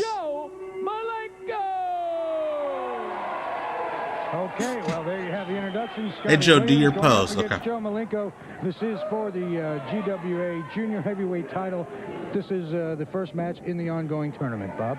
Well, It's not for the right, title, Frank, then. and, It's a good one, the too. tournament. Scotty Williams, Joe Malenko, a couple of real competitors. Should be an interesting As opposed to all the fake In case competitors. any of you missed the program last week, Steve the Party Animal Collins has vacated the title, and he's going to pursue the Global Wrestling Alliance heavyweight title. Yeah, because Steve Which, Collins is a little big to be a junior right heavyweight. here in the GWA later on. Right now, though, it's Joe Malenko against Scotty Williams. And Williams I think with Bob a Roop twist looks like a bigger version of Ole Anderson. on Joe Malenko, who reverses, whips Williams off the ropes and missed with an elbow, and a nice series of moves by both wrestlers being performed there. This is so much better already than every other match we've seen Joe Malenko to be able to scoop over the him like last that, it hour and a just made it half. look effortless. Joe Malenko had something to say before. Joe didn't go as far as Dean because Joe had a really good shoot job. He was a It's pharmacist. the title I'm going to go after with everything I have. Well, short and sweet. And yes, there This were is the rumors he prestigious was title, he was Joe Malenko dealing would be a under the great table champion. to the boys. I think so, Bob. I'd have to agree. And look at Just tremendous display of power there by Joe Malenko. Yeah, Sean Waltman, I think, was training at the school at this time, like Ebenezer said. Both men now down on the canvas. Well, Scotty has got a little bit of a weight advantage on Dean, and Dean's trying to make him carry his weight a little bit. Williams with an arm twist into a hammerlock on Joe Malenko now. Hooks in the arm. Nice takedown by Scotty Williams. And Malenko alertly back up to his feet. Yeah, this is the first round and the finals of the junior heavyweight tournament. There. And Malenko Wait, was Dr. Red Roberts like directing? Did anybody else hear that? Oh shit, that was dope. There was like a really faint voice. Like, take camera one, take camera one. And it sounded like Dr. Red Roberts. Off the back of his head. Malenko back to work on the arm. Oh shit, homemade surf. Probably a Steve Collins shirt. Waiting for the outcome of this match, and both men. Has there ever been a pharmacist gimmick? Malenko drives Scotty Williams into the canvas. Yes, Shakara did one. Dr. Chung. Of Scotty Williams. Yeah, that's Dr. Red Roberts directing the show. Holy shit. And we can't get rid of this guy. Forearms into the side and the back on Joe Malenko. That was smooth. Turns it to his advantage now. He's got the leg of Joe Malenko. Sometimes you're in a position where the only way out is to smack the guy, and Scotty Williams obviously found that to be one of those situations. Hey ref, he is in the ropes. On Joe Malenko. And you see him have those legs pressed in tight. Almost a camel clutch, somewhat like the Iron Sheik uses. Well, that's not the. There's the camel clutch. In fact, this reminds me. It's a hold that was perfected by Professor Boris Malenko and imitated by many. And of course, Scotty Williams is not imitating it very well because Joe Malenko came right out of it. Blocking, reblock. Yeah, Scotty Williams isn't a very good wrestler, not like Boris Malenko. Across the chest. And it's Joe Malenko driving a shoulder into the midsection on Scotty Williams, who fires back with a couple of forearms. Malenko back up to his feet. Williams, vicious slap into the throat. And suplex on Joe Malenko. Reyes moves in for the count, only a 1 count. Joe Malenko powers out. Scotty Williams right back to work. Oh, I love that. I wish somebody would steal that, Jeff Landry. Nice move there. Good the GWF three-way finals or the tournaments, where, like you flip a coin, and whichever two guys had the matching coins, they had to wrestle, and the winner wrestled the guy who got the other side of the coin. And came back on his feet. Real nice move. And it's Malenko and Williams now against the ropes, where a referee will call for the break. Williams delivers a slap into the chest and a snap nair on Joe Malenko. Tries a knee into the shoulder. Now, Scotty Williams holding his own here, Bob, making a good showing against Joe Malenko. You're right, Frank. He's a tough kid. He's got a lot of fire, a lot of grit, and you know, he doesn't back up from anybody. He takes on the top guys, and he's a top guy himself. So I'm not surprised to see him doing well. Oh! Punishing move by Joe Malenko as he drove the a shoot bulldog. Now into the canvas, came down with the elbow, manages a 2 count. Scotty Williams powers out, and it's Malenko right back to work with a knee into the midsection and one to the side of the head of Scotty Williams. Down across the back of the neck with his shoulder, and Malenko will go for the cover. It's a 2 count, and Williams able to power out again. Before the Dr. Chung was Darkness Crabtree's pharmacist. He would give him pills. Tournament match. Scotty Williams, couple of right hands to the midsection, whips Joe Malenko up the far rope, catches him with an elbow into the chin. He buried an elbow in his chin. Oh. He buried an elbow in his chin. Move from that one. Scotty doesn't have this hold right. He's not sitting on him. He's not putting the pressure on that lower back to where he can really crank up on it. Sometimes body styles are just, it's impossible to put the full pressure on. Oh, and a vicious punch to the chest. He realized it himself and moved out of the hole. He realized it was ineffective for him. That's Williams now working on Joe Malenko at his throat. laid across that top rope, and he applied pressure to it. This has to be the longest match we've seen so far on the stream. Forearm to the side of the head of Joe Malenko, delivered by Scotty Williams. Malenko fires back with one. Both men exchanging punches now. And again, Just fucking punched him in the head. Pushing the face. I think Bob Roop and Boris Malenko like co-booked. They're starting to slow down a little bit. These guys have really put out some BTUs up till now, Frank. Put out some BTUs. Over here, forearm into the back. I think Joe Malenko, that fired him up a little bit. Yeah, he's tired of that. He's going to come back. Whips Williams into the Scotty Williams. Like, I like that, but also it's ridiculous. He might have been trying Just to kicked him right in the counter balls. and Why didn't not? secure the grip. Malenko was moving in for a knee lift. It was Williams. Oh! Yeah, he was supposed to miss that, but also he got it. I couldn't tell whether he caught that arm in the face. Like, Scotty Williams wrestles like the opponent knows it's a work, but he doesn't. And he's actually trying to win. There we go, Joe Malenko. On Scotty Williams, a good finishing move. What I can say about that match, again, What a move by Joe Malenko it's on Scotty way Williams. better than all the other matches we've seen, but also, at least it didn't end in a shoot like Scotty Williams' other Joe match. Malenko gets his man, sets him for the suplex, boom, right over into a bridge. Bob Roop is boring as shit, Funker. In Yes. for the 3 count, and your victor in this match, Joe Malenko. Now let's turn it down to ringside and Bob Roop. I'm here at ringside with Steve the Party Animal Collins. Steve, Steve the Party Animal Collins has a prepared statement. You know, last week I had a chance Like a to real watch party match animal. that I have to say my hat's off to you in terms of using your head. You came out here and there were, you know, Death Row, Lord Norman, the Reverend Sam, and who knows, maybe even more. I in the think it's, background, yes, Dr. Philgood, yes. Laying for you. I mean, they were right out here. You managed not only to get out with your skin, but you got out with a win. That's exactly right, Bob. I know every They were gonna time I get skin in him? the ring with Death Row, Lord Norman, there's always someone you got to be watching in the back, so I'm trying to think ahead and do the right thing. Well, let's do this. Let's give those people who might have missed it a chance to look at that.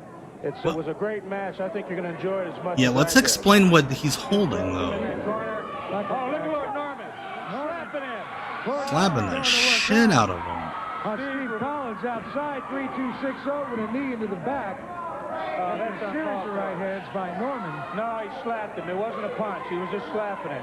They were just slapping The him. power of this man. What if Steve Collins is like, hey, I'm the secret president of the GWA? Oh, now he's climbing the rope. Everybody gets laid. Oh, he's climbing. What's he going to do? A knee, a splash, headbutt for a splash. Oh, Collins moved. Collins out of the way alertly.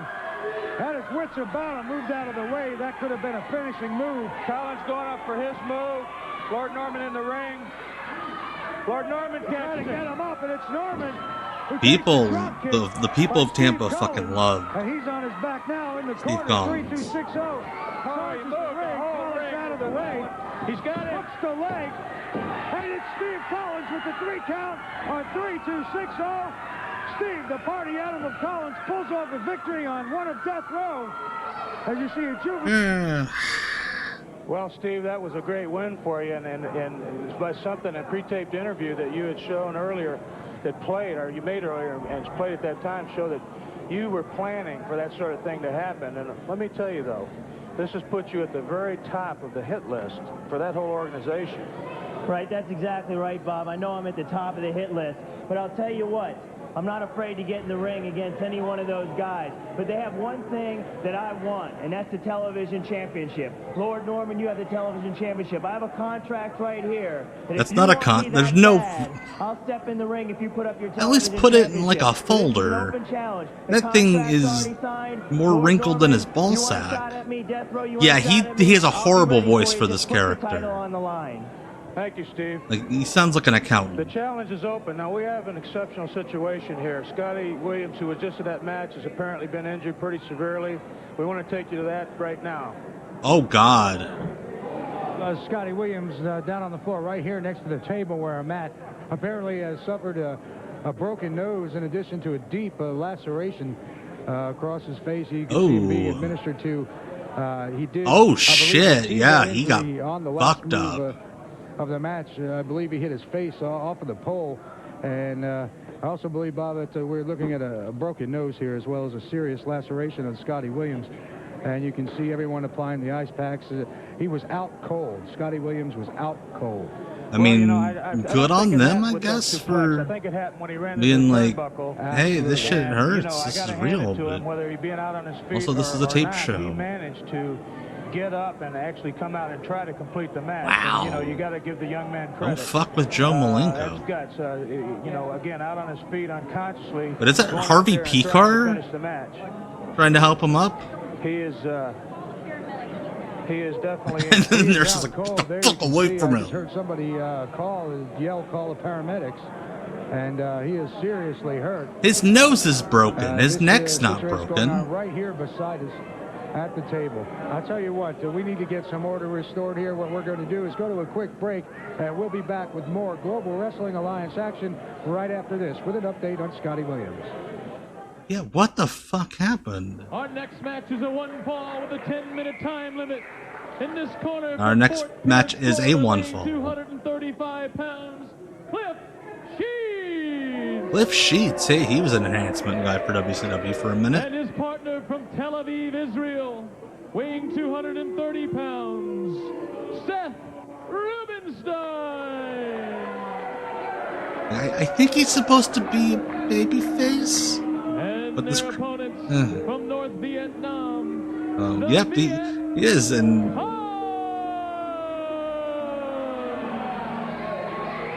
I don't recognize the guy in the front, but he's clearly very uncomfortable. Like, hey guys, I didn't book this.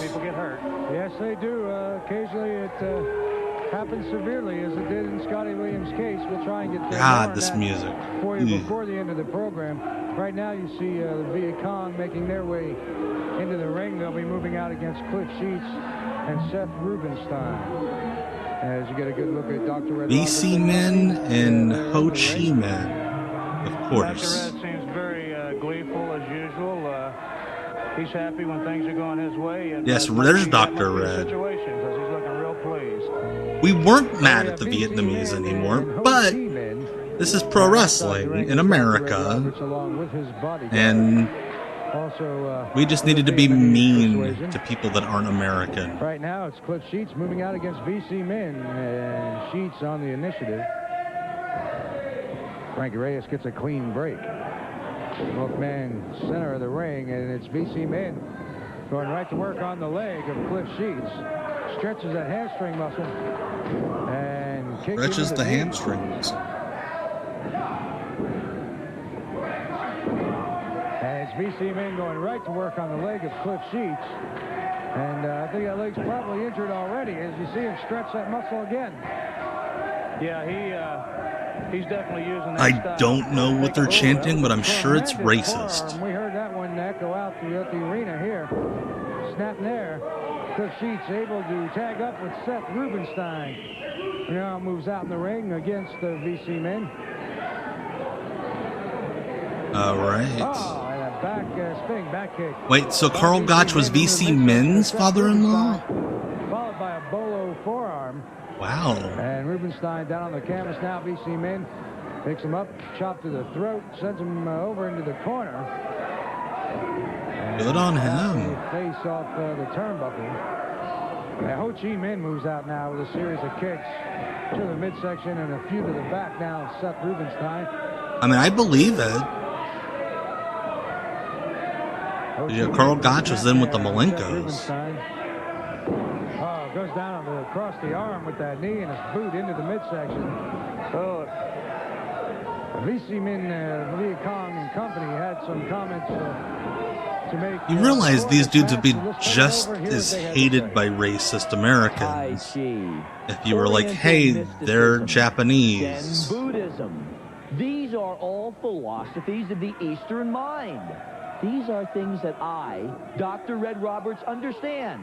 And as you can see right now, the Min brothers know things about torture that, well, most Westerners have never even imagined. Are they the ones booking you in all these segments? When someone is as smart as I am. Well, as we heard how smart Dr. Red was. Hey, good on them for timing that finish just right. They got the fall. got the win. And a little extra punishment there. I believe it was V.C. Min with the pin on Seth Rubenstein. Okay, they're at least going to spread it out. The Vietnamese flag. Let's take a look at the replay. That would have been funny if they just dropped it on him. Yes, Dr. Red is a communist. Rope, a boot to the midsection by Ho Chi Minh. And you'll see V.C. Min slide back into position here. Because Dr. Red is a very layered character. He's a communist, but also he's like a white savior liberal racist. Here at ringside with Dr. Red Roberts and I guess your new family, so to speak. The power of Vietnam seen once again. Isn't it a little bit embarrassing, all of you Americans sitting out there getting that fluffy beard and fat and lazy, no longer taking care of your physical being? Now the God damn, why two promos in the same second? To teach you a lesson. Look at these men. Dr. Red Roberts, let me interrupt you. One of the Americans sitting out there has some words for you. A young man named Paul Drake. I want you to oh shit, Paul Drake's sexy jobber. Dr. Red Roberts, you left me lay last week, and there's nothing I can do about that. But I'd just like to challenge you to a rematch. And if you don't accept, you really and truly are the coward that I think you are. You really and truly are a coward, Dr. Red. He'd make a better Boy Scout than he would a professional wrestler. After the display that he I love that Paul Drake is like outwardly appears to be like the most leather of leather daddies, but he opens his mouth and he's like, I don't want any attention. Well, there you've heard it. Is he taking the challenge or not? We'll have to wait and see. We got a lot more great action coming up. Update on Scotty Williams. We'll see if Dr. Reddick. What if they're like Scotty Williams is dead? This fucking segment again.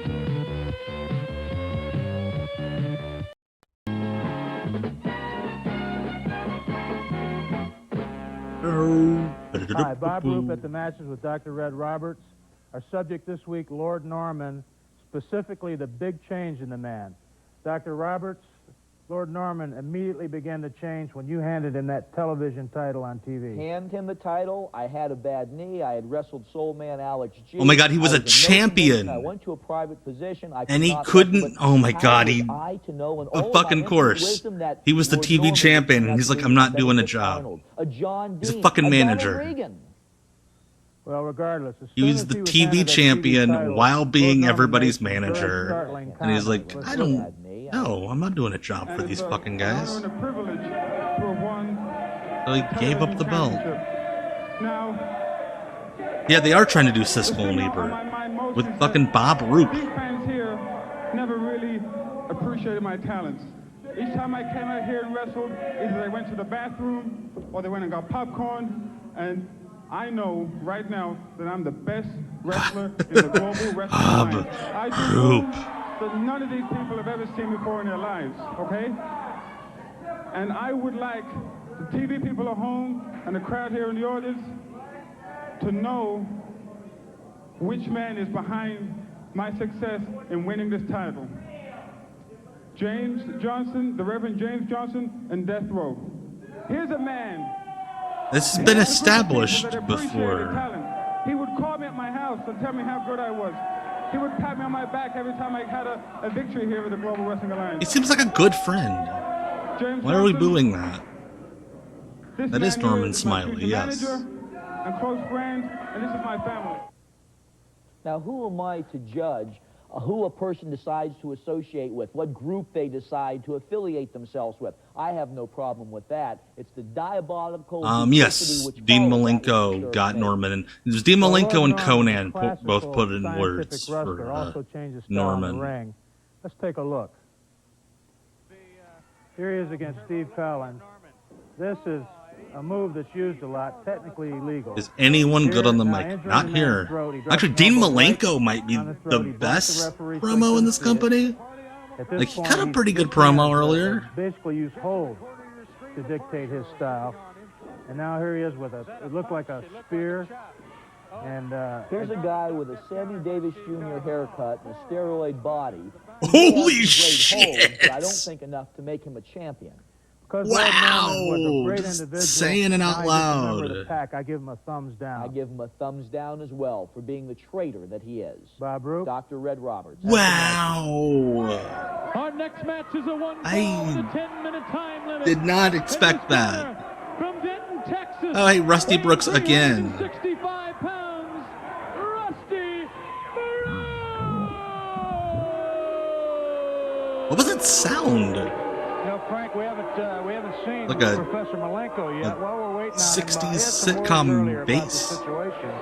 Maybe we could, while we're waiting on him, we could have a listen to what he had to say. He had thought maybe Rusty Brooks was trying to weasel out of this match. Well, let's turn to a videotape right Yes, now. pretty much. To weasel out of this match, Rusty Brooks. Listen, you've got me outweighed. You've got a force behind you, like your weight. But all you have to do is show up. Jeez. Get it? You're fat. What are you worried about? The only thing I can do is beat you. But I think you know what you're worrying about, and I think the people do too. Because you're not coming out of this one. No way, shape, or form. And his opponent, formerly from Moscow. Oh shit, we're getting the chain match now. Professor Boris Malenko. Hell yeah, chain match. The professor stole his chain. Say somebody stole his chain.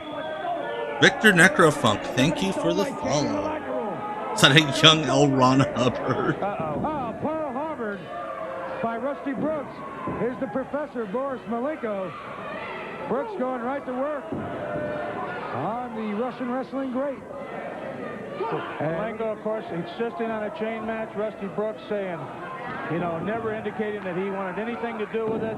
Someone stole the All of a sudden, the chain. chain comes up missing. That's very, very suspicious. Hi, Brooks with a crushing. I bet you anything he lost Only it. for other participants, the two Malenko boys. They're like, shit, we cut promos for a chain match. Have been barred from ringside for this match because of the volatility of their feud. Oh. And Brooks goes for the big Why was he punch. humping the mat after he did that? Yes, that's Dean Malenko's dad. Yes. Professor Malenko uses so well and has throughout his career. Turns things back Yeah, to his Dr. advantage. Red's probably like, And right now he's got Rusty you Brooks. guys looking for this? Yeah, you don't get it back unless I can cut a promo in your All the match. professor needs is a little bit of an edge. And I love his fucking Bluto ass Popeye punches. Rusty Brooks goes down like a felled ox, and the professor right Then the back to ropes. work on Rusty Brooks. oh, wait a I minute. hear Approaching the chain. ringside, a masked, although identifiable A wrestler with masked that chain. fella. There is the chain. All right. Oh, and that was, look at that. Brooks with a hammer on the back of the head of Professor Boris Malenko. And Wait. Oh, he's trying to tie him to the... with his chain, with the chain. Wait, why is the mouth hole on that mask up here? Did the person who sewed that mask, had they never seen a human face? Like it's going to be The professor needs... Yeah, my mask seamstress has face blindness. And Rusty Brooks cuts away with Frankie Reyes. I knew these boys wouldn't Here be too far comes away. Joe and Dean Malenko. Yeah, beat the shit out of this masked guy that we've never seen before. Oh, hey, it's Tom Nash. Why did he wear a mask? What was the fucking point of the mask? Jumbo Beretta 3-on-2, but wait a minute. Professor is loose with that chain. There you see Joe Malenko going to work. A Jumbo Beretta, Dean chasing off. Yeah, watch out. Dean Malenko's got an eye patch. He's tough. He's a tough boy. And the professor has his chain back. We want to take a look at that replay. If we can get that tape chewed up, we'd love to take another look at that. And just total mayhem here inside the ring. And you see the three Malenkos standing triumphantly. Let's take a look at what's happened here. Rev Ray from the Death Valley Driver video review. Thank you for the follow. It is Tom the Punisher. Rev Ray, hell yeah. Hey, Andy. Andy Nimity of Russell Joy, hello. And they go, Yeah, make quick, people easy in work general into the don't match. look like Tom that the Punisher anymore. Flung off by Dean, delivers a right hand. Meanwhile, Joe Malenko with a elbow on Rusty Brooks. You see the professor unraveling himself from the ropes. Jumbo Beretta Unraveling makes himself his from way the in there. ropes. And shortly after that, You see Rusty Brooks wanting no I still part don't of know that why chain, Tom Nash had to wear a and mask Jumbo for that Beretta, run-in. Who takes a shot from the professor and finds his way out of the ring. So confused. And that's where we stand. We'll turn it over to Bob Roop down at ringside with the Malenkos. Here at ringside with Yeah, some production's very upset great. Malenkos. Before I even really get to talk to you, I know that there is Rusty Brooks has a I still don't message for understand you how that, was Dean taped Malenko earlier. came It's from an interview, Boris. and it might tell us exactly Boris what is happened, such a what's behind it. Let's wacky look at human it. being. You know, Malenko, you must think I'm some kind of a fool. Why is pal, everybody cutting because I got promos news for you. after their match I follow before? wrestling. I know who invented the Russian chain match. I know damn well what you can do with it, because I saw what you did to the chair, pal. If you think you're going to take that chain and dot my eye with it, you got another thing coming, pal, because as long as you're swinging that piece of steel, Rusty's got two big people he's going to be with, and I guarantee Honey, you, where's you my ain't gonna Russian touch me chain? with that, pal. I guarantee it. Professor, it doesn't look like you're ever going to be able to get one-on-one with this guy, at least not now. Those other two men are Right, always gonna Dean be Bomb, around. thank you for the I follow. wonder if you are knowledgeable what had transpired. This chain was stolen from me in the dressing room. I didn't know where I went into this match expecting to be in a chain Don't match. leave There your wasn't- it chain wasn't laying the around in the match. dressing room. It's always three of them. Somewhere, somehow. Okay, they want three. 1, 2, and 3. If that's what they want, we'll oblige them. Any place, anytime. I don't care He's- what, how, And or he's when. like a child. Just get them to sign the bottom line. My kids want them. I want them. Well, there it is, folks. I'm Bob Roop. Where's my drink? For once and for all, just put them in that squared circle with us. We'll make it happen. Yeah, Bob Roop wants to end the segment. He doesn't want to be standing up Agree. anymore. That's what we need, is to get all 6 of these men in the area at the same time in the ring and settle this dispute. Now, we'll Yeah, be all the coming back with Malenkos a are real little interesting teeny, match man. featuring the Soul Patrol. I pay attention to this one. Seriously, We'll be Bob right Roop back. always talks like he's shitting his pants. Soul Patrol. What better man to have Oh, on God. a charity than a man who has spent his entire life dedicated to helping people less fortunate than himself? The Yeah, a men lot who of make folks it don't to our like society. Dean. And August 3rd in City Limits, why, I have Paul Drake in a loser-painted yellow match. Now, we know from Max Lucher's Lucher color test that his subconscious is truly yellow and lacks integrity. And then, at Hialeah Miami Somebody Lakes, read on a the book. 5th, Bugsy McGraw, the return of Bugsy McGraw. Bob Roop was an old wrestler. My psychotherapeutic help. He's Looks like long a night of territorial work for the legend. Indeed. Another athlete on this card, Lord Norman. You've had your problems with Steve the Party Animal Collins. That's right, Mr. Roop. Steve Collins, we've had our battles throughout the state of Florida. Indeed. Come Hialeah, Miami Lakes, I'm going to beat you like a drum because I'm sick and tired of you. Norman party looking girls. smooth This here. is the bottom line here. I'm keeping this.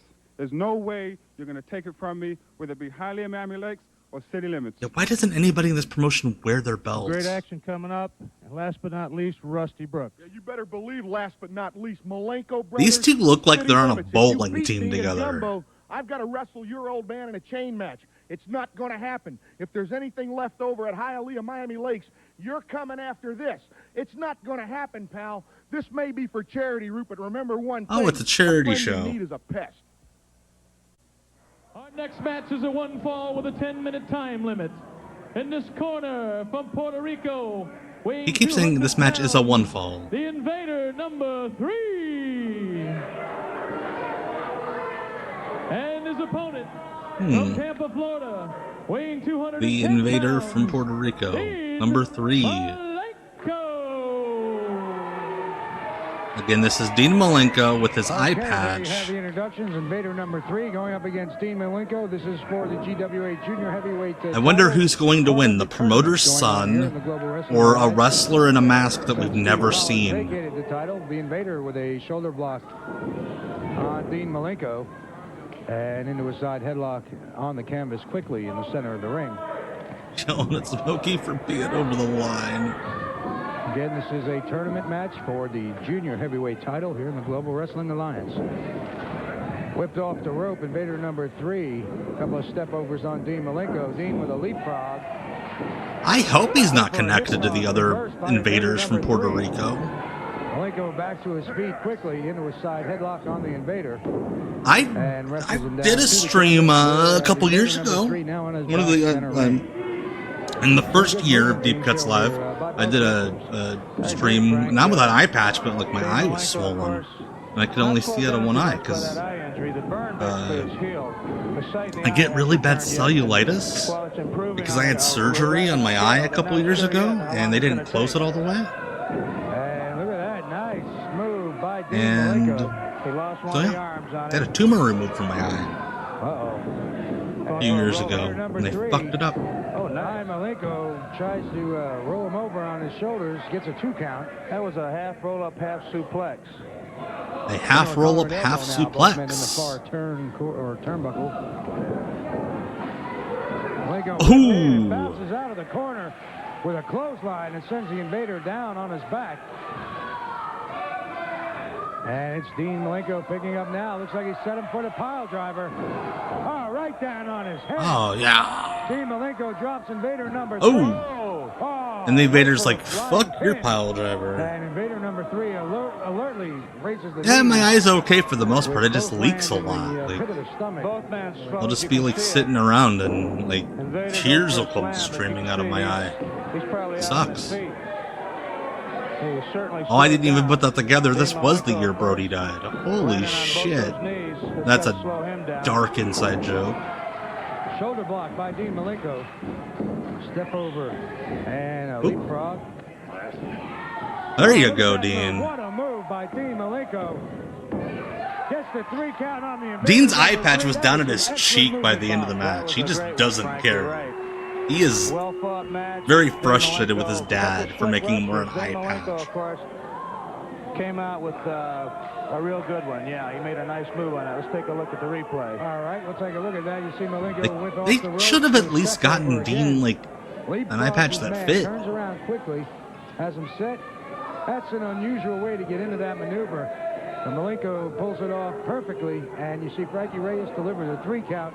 Your winner in this tournament. That's Dean Malenko in a nutshell. Yeah, some nice moves. It was a technically cool thing, and then he just, yeah, I did it. Obviously, I think maybe there's a broken nose there, maybe a concussion. Unfortunate. Those things happen in pro wrestling. I hate to see it happen to the young man. Bob Roop's on a real broken up over this injury. Dean Malenko and Joe Malenko both having wins.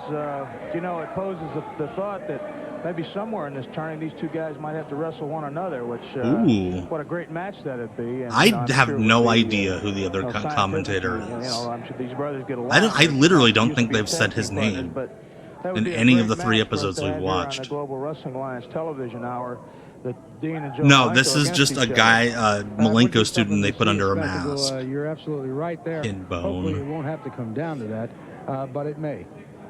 Well, we've got more action coming up. We've got a great match. Bob Roop looks so sad. Stick around.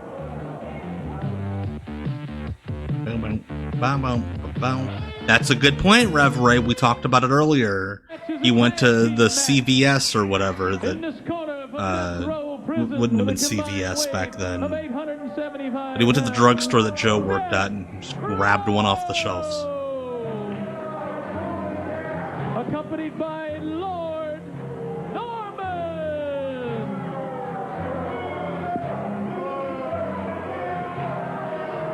And there are only 10 wrestlers in this promotion. It seems to me, Bob, she's enjoying her company these days. Well, she is. Well, good for her. They're acting like it's shitty that she likes the people that she walks out with. With a combined weight of 675 pounds. Up, it's the Soul Patrol. Hell yeah. There they come. The Ram Man and Soul Man Alex G.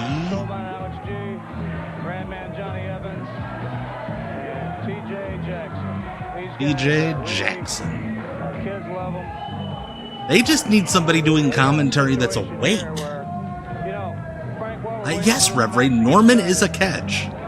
Like, Norman Smiley was hot. Why are we acting like that's a bad thing? You know, this is the first time we've seen a death row. Well, there they go. They're breaking bad as usual. They're breaking bad.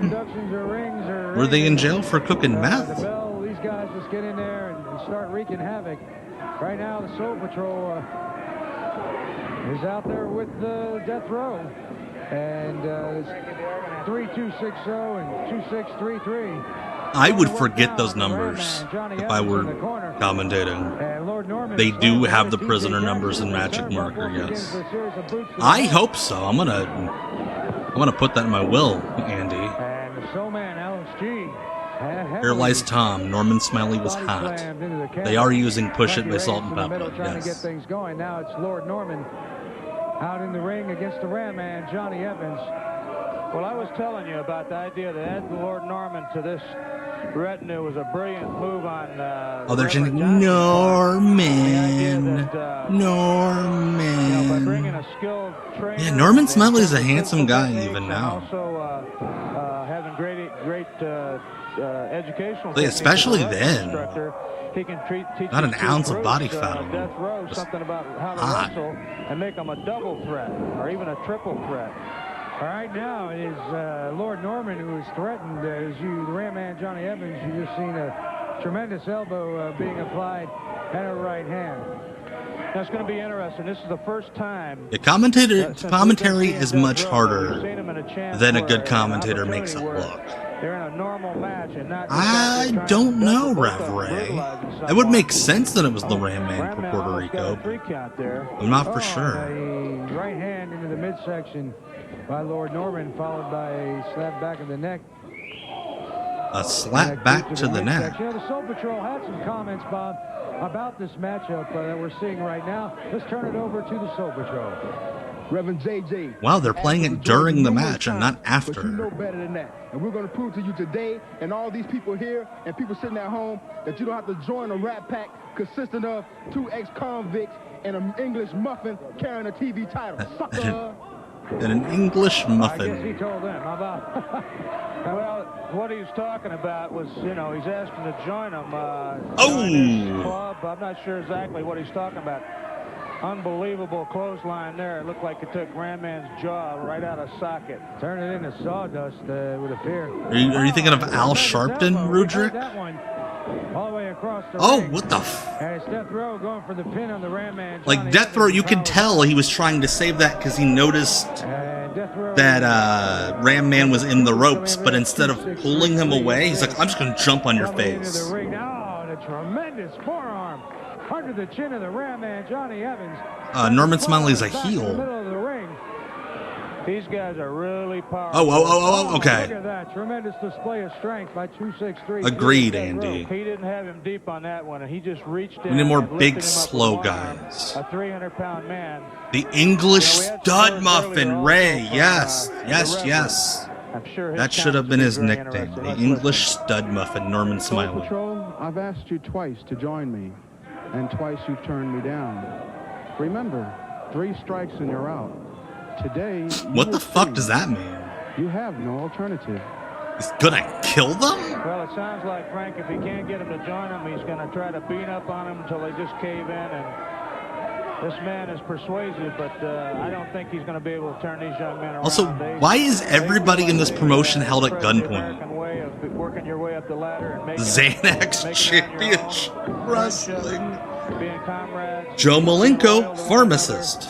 And the idea of joining a pack that goes out and basically their ambition is to handing out the candy to the boys. That's not their bag. All right, Soulman Alex G. I was hoping that Ram Man, I mean, he's a tough guy, but he was in there a long time. He sure was. Took a tremendous pounding, but it's the Soul Man, Alex G. moving out against Lord Norman. Soul Man. Norman whips Alex G into the turnbuckle and drops him on his face. Oh shit, that's some slurring. Dropped him, picked him way up above his head. Nice move there by Lord Midnight Norman. Fowler, thank you for re-upping your Prime sub.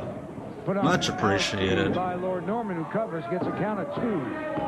And it seems odd, Bob, for Death Row to be standing outside the ring, actually tagging in and out respectively.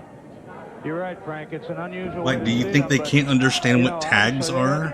Yes, we talked about it before, Dr. Feelgood. Soulman Alex G trained MVP. But not forever. That's Lord Norman going what the fuck? On the Soulman Alex G. That was What was that, Norman? Lord Norman likes to invent from time to time. Well, Soulman was too close to the ropes. Lord Norman wanted to roll over and hit the ropes and be able to spring way back up in the air, but he just misjudged the distance. What? The idea was good. The theory was good. The practice was faulty. That's Lord Norman. And Bob Roop shitting on him on commentary. There's some sort of a leg scissor and try to go for the pin. Yeah, the idea was cool, but it looked like shit. The current television champion here in the Global Wrestling Alliance. Yeah, I think everybody kind of figured out early with Norman that he was really good. Appears to be. But he just wrestled a style that wasn't welcome in America at the time. Norman goes to work on Alex now with a series of right hands. Yeah, they've got him hurt. And he's pretty much out of it. Oh, and a vicious elbow into the throat by Lord Norman on the Soul Man, Alex G. If Death Row, one of these big monsters, gets their hands on him, I mean, Alex in a weakened condition, well, it's good to see him fighting back here. Proto-lethal combination. But if I thought he was going to fall out of the ring. Right, he's finally getting over TJ Jackson. What's he doing? What? I don't know. What is he doing? Oh shit, TJ Jackson's going to turn heel. Shit, the Soul Patrol's splitting up. Lord Norman, that gave him time to regain himself, and now he's right back on the attack at the Soul Man, Alex G. Now it's like he's cheering, come on, crowd, but it'd be better for him to get in there himself and do something. Sure would. I can't believe that they missed a tag like that, Bob. That's incredible. At any rate, it's Soul Man Alex G now able to get under the legs. There we go. Oh no, he's not turning heel. He's just a shitty partner. Right hands on Lord Norman. 1 on 2, 3, 6, 0. That's generally how it is, Andy. Some of these smaller indie shows. Norman smacked him on. As you'll see a bunch of wrestlers, it's like, you know, at least you're having fun. And there'll be one wrestler that's just hands, it's like, why are you here? That's almost always how it is with small indie shows. What did he say? Did he? It sounded like he said a very bad word. I don't like that. He's taking a lot of punishment. Inside cradle, count of 2. And that's always the thing too, is you're like, you see the one that's like, oh, that one's really good. The rest of these folks, eh. And you're like, shit, that person should be on TV now. And then they get like a break, and it's like, like they'll get on a show with other good wrestlers, and it's like, yeah, maybe let's take some more time with them. Yeah, absolutely. But the match is over. TJ may be figuring he was hurt. Alex was taking a beating. You know. Yeah, no. So TJ wasn't turning heel. He's just a bad partner. I have to believe that knee was re-injured badly. That's so unlike them, Frank. You know, we need to go to break here, but boy, that's unusual. Look at the discussion among them. I'll tell you. Yeah, that match just ended. Right after we take a look at some of the coming attractions, and we got the coming attractions. Stick around.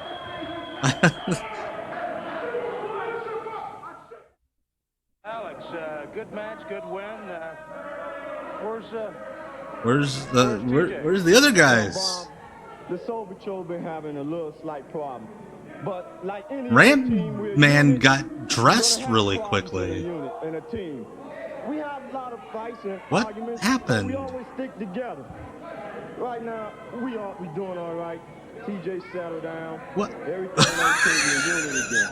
Well, I was tag team with people like Bob Orton for years, and there were times where it's like almost a marriage. Sometimes you're going to have your rocky spots and everything, and like a marriage. We don't get along. Well, here's our man. Hey, here's the shit. Soul Patrol is a unit again. You know, hey, we're together, we're brothers, we grew up. Hey, Scott Hudson! As long as we stay together, hello, Scott. Yes, I agree with you. Bob Roop is terrible. And we will stay a team, Bob. Well, TJ Jackson, do you agree with that? Your team going to stay a team? Do you agree with that? I guess so. Well, that's interesting. Listen, nobody really wants to be doing this. You've been having some They're all sad. Death Row has made you the object of. I know that that the Reverend Johnson has been putting some... I think they did. I think they just edited a promo from a different match. And be his stooges, so to speak, and you've been taking a lot of punishment in terms of... He loves calling people stooges. And really being shot at by these guys. I know it's been hard on you. I want to say, for one, that I really admire... I'm so mad at you, I'm going to stand 5 feet away. Reverend Johnson came to us 3 times, asked us... It's like a marriage. Sometimes you got to sit in the chair in the corner. Obey the rules. Death row, they break the rules, they go out and try to hurt people. The Soul Patrol is not like that. So we're going to keep on, as long as Reverend Johnson keep on coming to us, we're going to always turn them down. Always. Well, listen. Always. Alex, Ramman, and TJ, just want to say good luck to these guys. We'll be coming back with Dr. Red Roberts, a very innocent... No, you won't, because the show's over. All right. So before we go, like I teased at the beginning of the show, we're back. Back on Tuesday, of course. I showed that teaser earlier. But also, this Friday, our monthly members-only stream, Not Quite Wrestling. And here's what we'll be watching Friday at 9 p.m. on YouTube for members of the Weirdo Empire.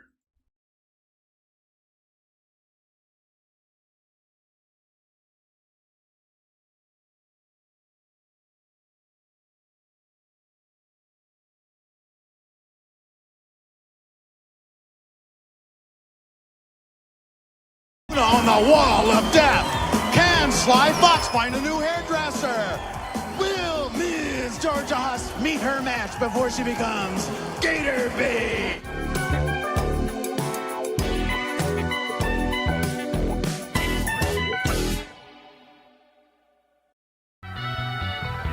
All right. That's it. That's the stream for tonight, folks.